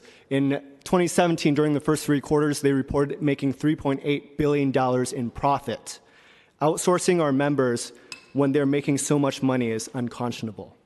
The last day for our workers is on October 5th. We urge the Board of Supervisors to protect our Kaiser Union members from being outsourced and to support our resolution and to consider this resolution before October 5th so that it may have an impact on the potential outsourcing. Thank you for your time. Thank you. Next speaker, please. Come on down. Good afternoon. You're welcome to stand as a group if you'd like. Thank you. My name is Allison Owens. I am one of the shuttle drivers that are going to, my last day will be October 5th. I've been with Kaiser for 29 years. I was planning to retire. Ms. Owens, if you just speak into the mic so we can. Oh, I'm sorry. It's okay. I've been with Kaiser for 29 years. I was a very loyal employee, hopefully to retire from Kaiser. I support my granddaughter who has asthma very bad. My husband, a couple years ago, fell and broke his back. So I support him too. And by losing my job, I don't know what I'm going to do. So with you supporting this resolution, I thank you. Thank you for sharing. Hi, my name is Trinice McQueen, and I'm also going to be outsourced October 5th. Speaking to the mic, please. My name is Trinice McQueen, and I'm also going to be outsourced October 5th. I'm just asking for all of you guys to stand with us in solidarity to support us so that we can keep our jobs and to stop Kaiser from outsourcing. Because I've been working with this company for a year, and I really enjoy the benefits, and I really need them because I do have an autoimmune disease, and this would basically, I wouldn't have nothing to do or nowhere to go. I mean, as far as like healthcare, if everything is taken from me October 5th. So just stand with us today in solidarity and support us in trying to find a resolution to this. I'm Crystal Pryor, and I was employed by Kaiser 2.5 years ago. I'm a single mother with 6 kids. One is in college. And with the date of the 5th of October, it has forced me to make decisions to try to find other employment to make sure that I can sustain my living for my children as well as provide health care for them. So we want to thank you for putting this resolution on, and we hope that you will support it. Thank you, ladies. Next speaker, please. Hello, my name is Ana Lopez. As IEU healthcare worker, I also support this group of people here that are really close to lose their job. Need you to speak a little bit louder into the mic so that everyone can hear you. They are close to lose their job, and it is a steps that is going like starting in one corner and will keep on going until we all lose it. And we are talking about having less homeless people on the streets by saving our jobs. You will have a lot less people that will have their house, their security, rent payments or mortgage payments to pay for health care. At this moment, this is what is holding us. We work hard. We try to give our members and patients for Kaiser the best we can. We go to work every day and try to give these people what they are paying for. But if they start outsourcing and taking all these jobs away from us, it's going to be a lot less happy people because we're all going to be on the streets. and then you guys will have a lot hard worker to try to clean up those streets and trying to keep this more healthy area that we are living for. Please, thank you, Supervisor G, for helping us and putting this resolution. And thank you all for listening to us, and hopefully you will save our jobs. Thank you. Thank you. Come on down, next speaker.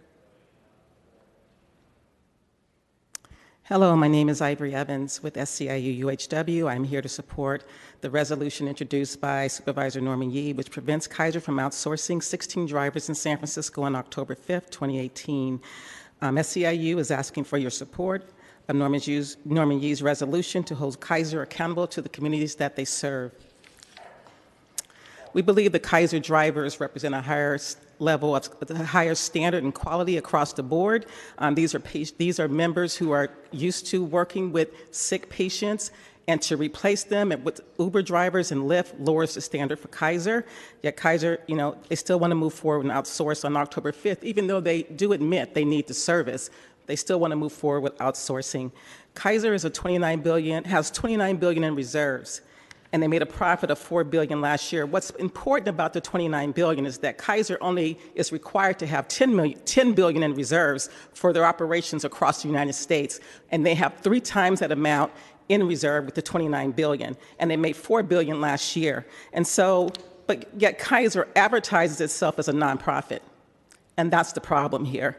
We're asking you that we hold Kaiser accountable to its nonprofit status, and that they continue to provide good-paying jobs, middle-class jobs in the communities that they serve. And the young ladies that were here, they represent the Potrero Hill and Bayview areas of San Francisco.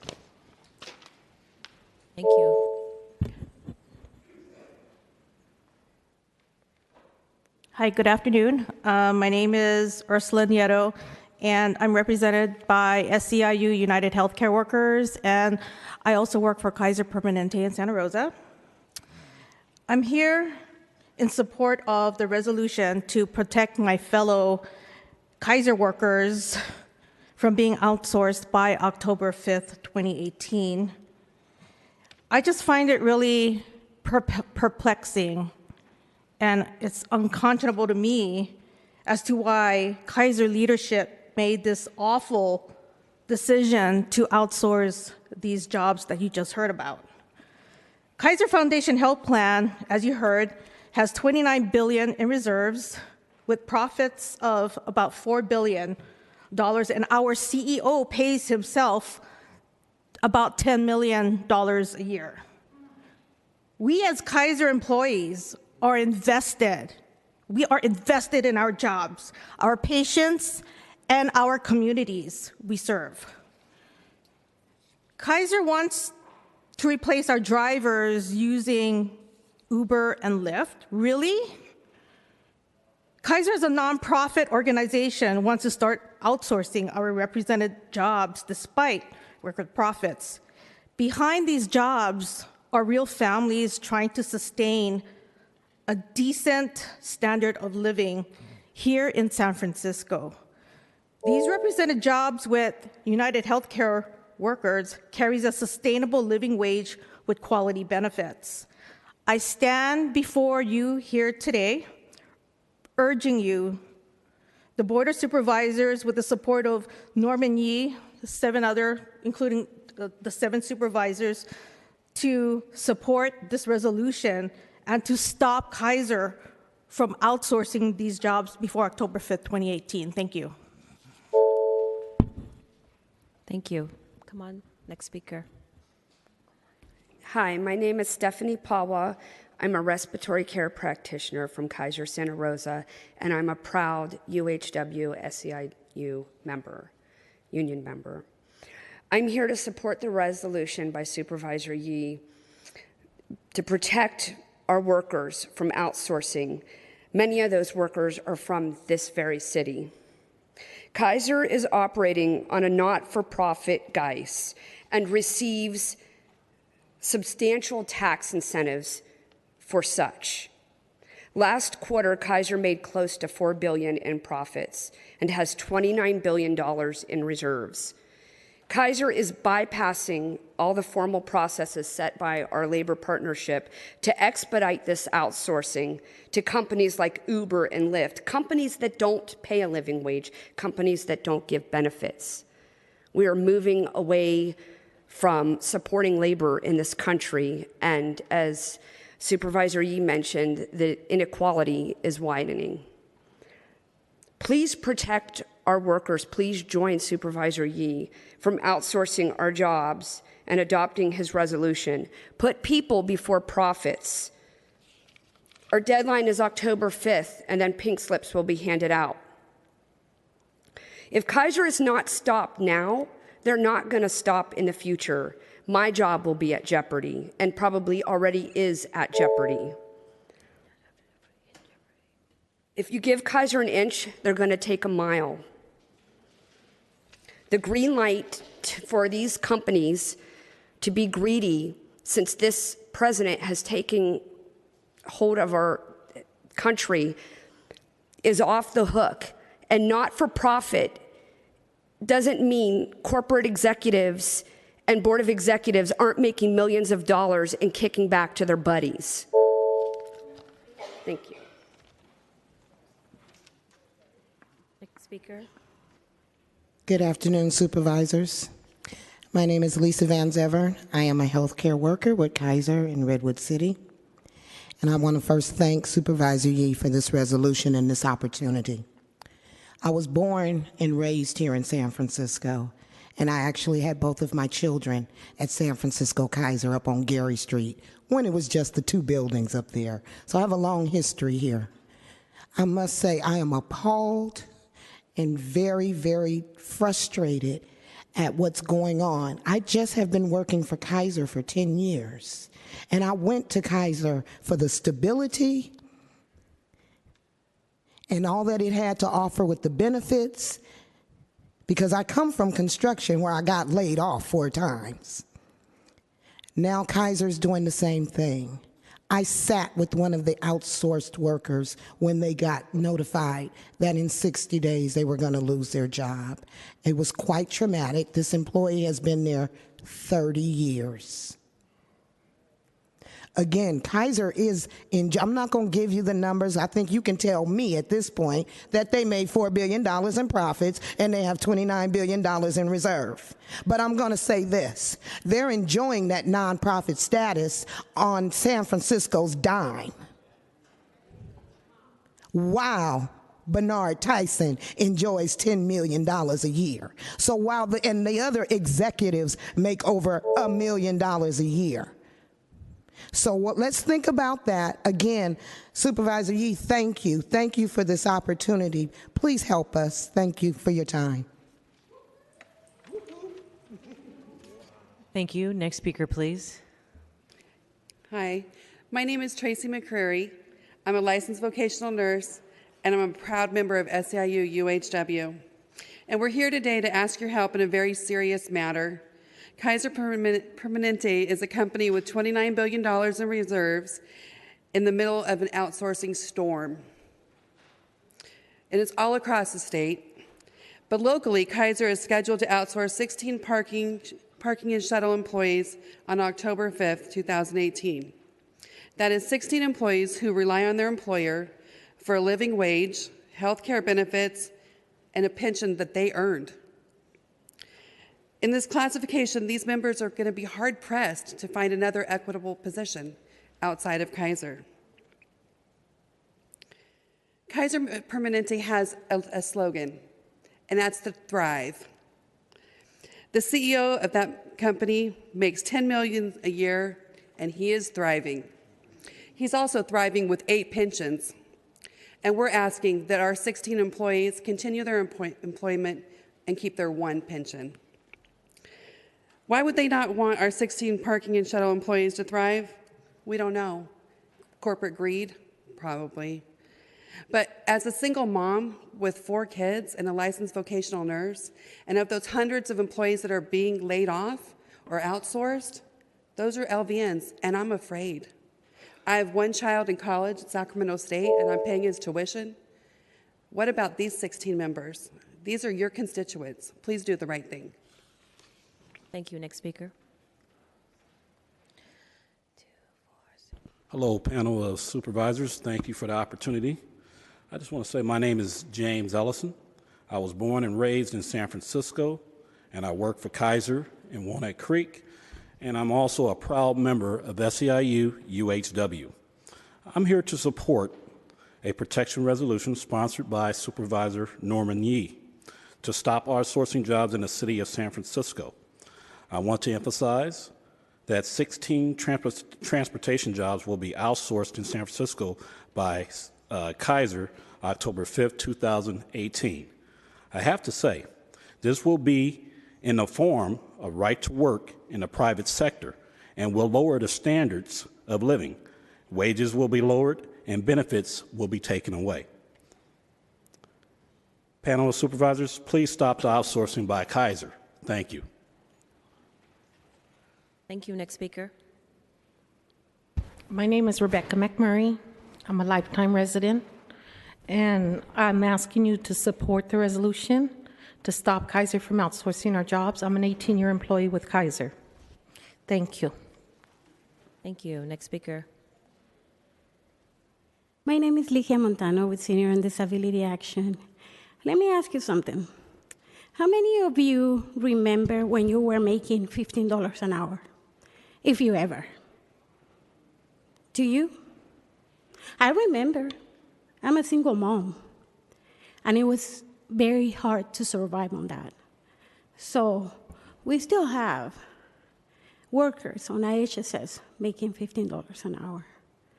That shouldn't be the case in San Francisco when we have people making millions of dollars, like what they were just saying about people in other places. I'm not going to say anything else, but isn't it weird times now that we live in times that people get replaced by robots in different industries? So please consider our people first and consider this living wage for IHSS workers.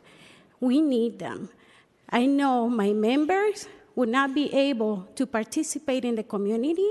Many of them, seniors and people with disabilities, would not be able to participate actively in the community without them. So please, find it in your heart to look better at how you can make IHSS workers to stay in the city, in a city that call itself, and take pride on being an aging-friendly city. So make it happen.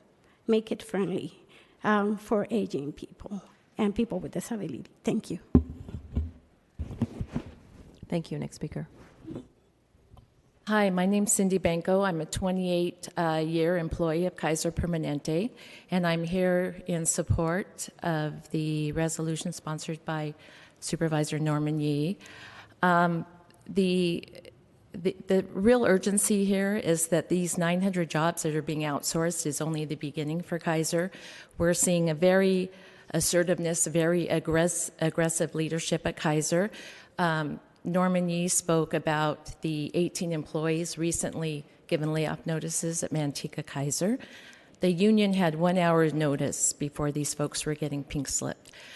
So not only are these jobs getting contracted out, but they're getting contracted out by someone who's not invested in good quality care. They're there for a paycheck to paycheck. Kaiser's not paying them benefits. It's not supporting their retirement or their health benefits. So we also want to think about these workers who are getting outsourced, that it's not just the workers, it's the families, it's the communities that they live in where they spend their consumable income. Thank you.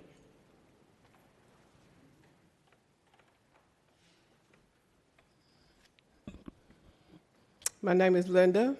I work for Kaiser, Walnut Creek, 20 plus years. I'm asking that you support the resolution by the Supervisor Norman Yee. And I'm asking that the outsourcing stops.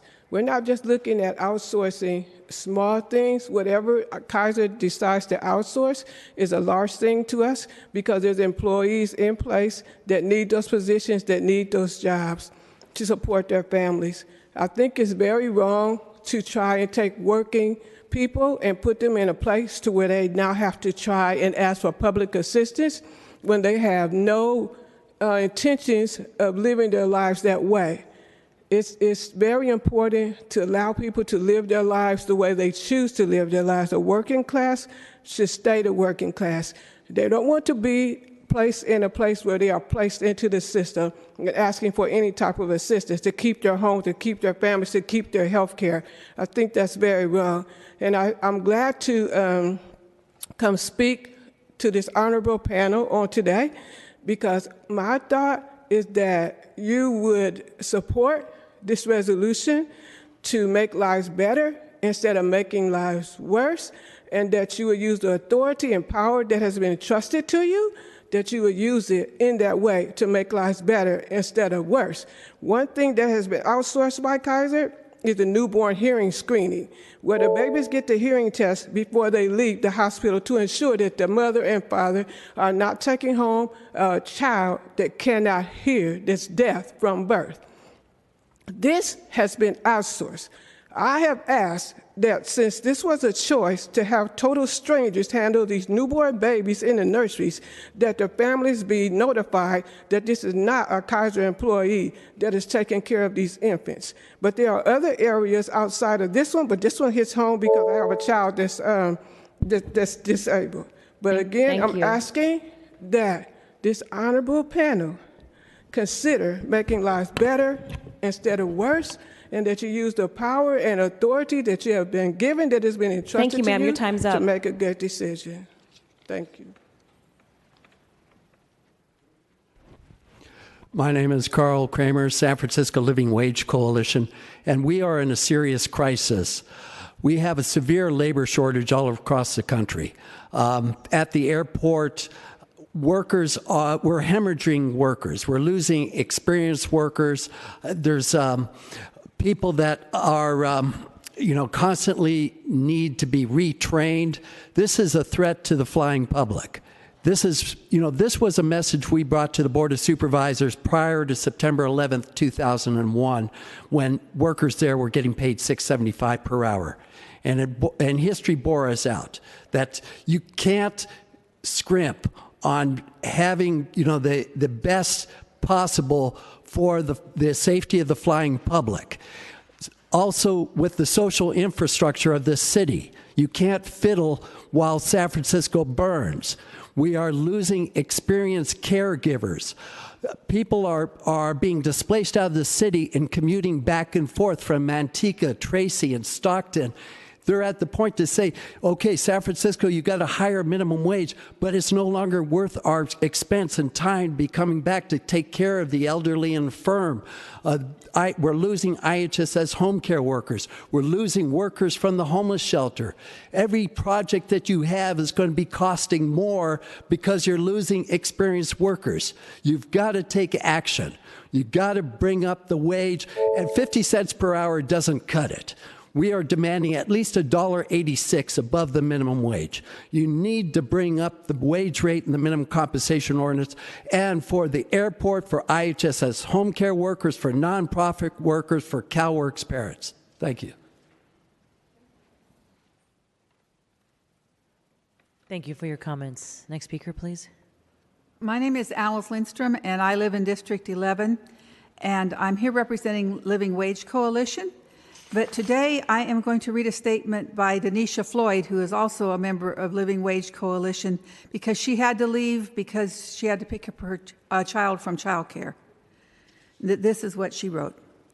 My name is Denisha Floyd, and I'm a member of the San Francisco Living Wage Coalition. I live in District 10. The amendments to the minimum compensation ordinance are important to me because I used to be in the CalWorks program when I was providing valuable service to the community. I am a single mother of 3 children. Being paid just $15 per hour is not enough to survive in San Francisco. I have been looking to move to the East Bay, but a round-trip ticket on BART is more than $15, and the commute is 1 hour each way. I support increasing the wage rate in the living wage law to $1.86 above the minimum wage. We need more money to stay here instead of feeling like we are being forced out because we can't afford to live here any longer. I have been in San Francisco my whole life. It would be difficult to adjust to another city and my kids to adjust to another school. I would like the mayor and supervisors to realize that minimum wage is not enough to raise our children. I have been working on these issues for the past 10 years, and I will not stop until changes are made. We need to give a better future to our children and to show them that working hard makes them feel good about themselves and is fairly compensated. That is the right thing to do. Thank you. Next speaker. Good afternoon, Supervisors. I'm David Williams. I'm a resident of District 7. I'm the president of the West Bay Retirees Chapter of SEIU 1021 and an original member of the Living Wage Coalition. But I'm speaking to you today as a board member of CARA, the California Alliance for Retired Americans, which represents over 1 million members around the state and is an organization of organizations that is doing advocacy work and organizing work for seniors issues and legislation. Last year at our convention, we passed a resolution saying, whereas there is no better investment than investing in the people who do the hard work of taking care of our elderly and disabled, mentoring our youth, counseling families, caring for the homeless, and serving our communities.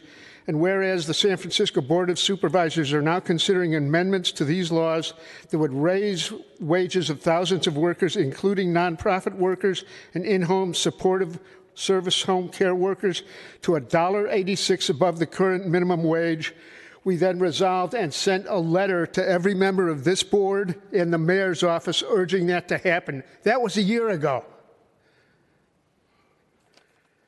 It's time. It needs to happen. It needs to happen because CARA is a member of the Living Wage Coalition, and it, as Carl mentioned, it's an urgent issue for seniors and disabled. We're in a crisis. Many home care workers are leaving for better paying jobs in other industries, and many are being displaced. So it's time to, excuse the expression, get off the stick, but it's time to not amend this thing any farther. Everybody in, nobody out, $1.86 more now. Thank you for your comments. Next speaker, please. President Cohen and supervisors, my name is Alice Rogoff, and I've worked with the Living Wage Coalition from before the ordinance was passed.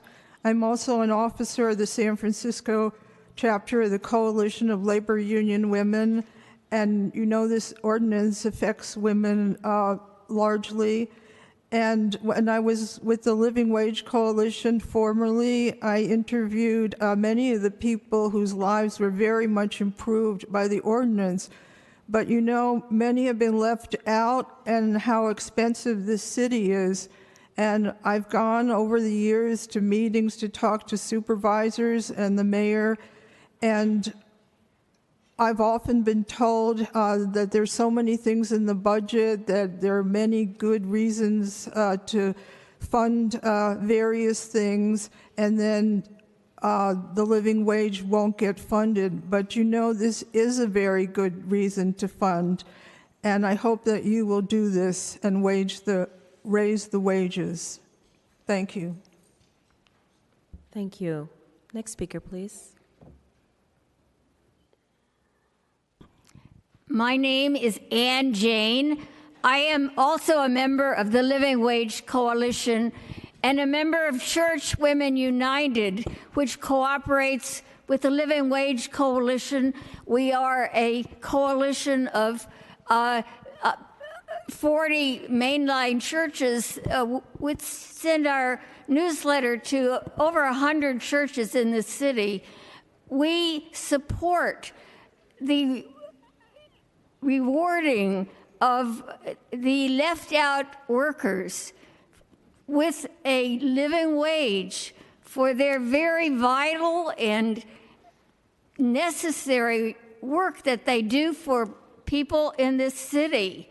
And I hope that you will reflect upon how important what these workers do is, and that you will support their efforts to remain in their jobs and remain in this city.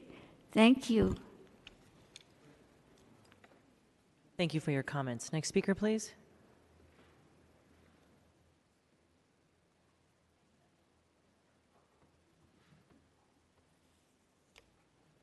Tom Gilberti. I'm going to do a lot of seconding here. As a recipient of services, I know it's very difficult to find it. I know how important the minimum wage is, that extra dollar. These workers will go somewhere else for another dollar.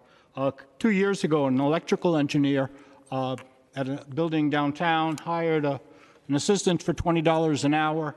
After 2 months, the man he was hired went to his boss and said, "I'm leaving. I can't support myself here on $20 an hour. I'm moving to Sacramento." These are pillars, healthy pillars of our community. They need to be protected by their government. Changing the page, I watch a lot of television. Last week was the Supreme Court. A very nice guy, possibly caught in a lying exchange over Manuel Miranda. Papers of information that would lead to an intelligent decision avoided. Roe versus Wade, a question mark.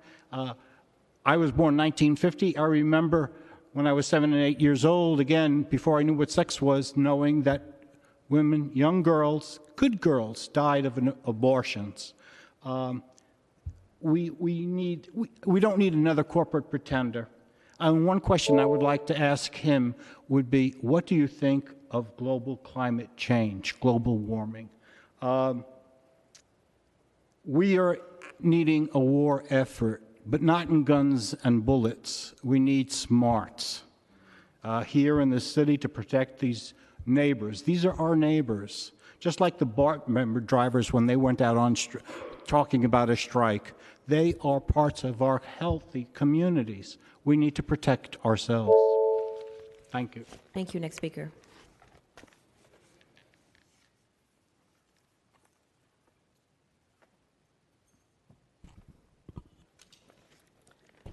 I want to thank the bigotry of Tang and the other Asian folks that sit on this board against the gay community, lesbian community, trans community, and bisexual community. It was very evident that another transphobic, anti-gay, anti-bisexual, anti-lesbian Asian was trying to ply their way with two-faced talk about who they really were, because we found out that the most famous anti-gay person was that killed Harvey Milk was Dan White, a board member. The second most hateful person to the LGBT gay community is Katie Tang. When she brought her Pacific Justice Institute in here that advocated for the mental torture with reparative therapy against homosexuals in the California Supreme Court. So Katie Tang, I call her Caddy, she's a witch. I wish she would go back in her broom closet. No name calling. Oh, it's not a name calling, it's a fact. And so one of the things that I think, the Asian community can start doing, instead of hating gays, hating trans folks, hating lesbians, hating bisexual folks, is to stop. Can I get the overhead, please? Is to advocate for the stopping of the slaughter of 30 million dogs in China and Korea that are eaten every year. And then at the Yulin Dog Meat Eating Festival, 70,000 dogs are killed and eaten on that festival, which is coincidentally Gay Pride Month. So shame on you for attacking gay people. Look at your own house. Go back to your own broom closets. Madam President, the speaker's time is concluded. Thank you. Next speaker.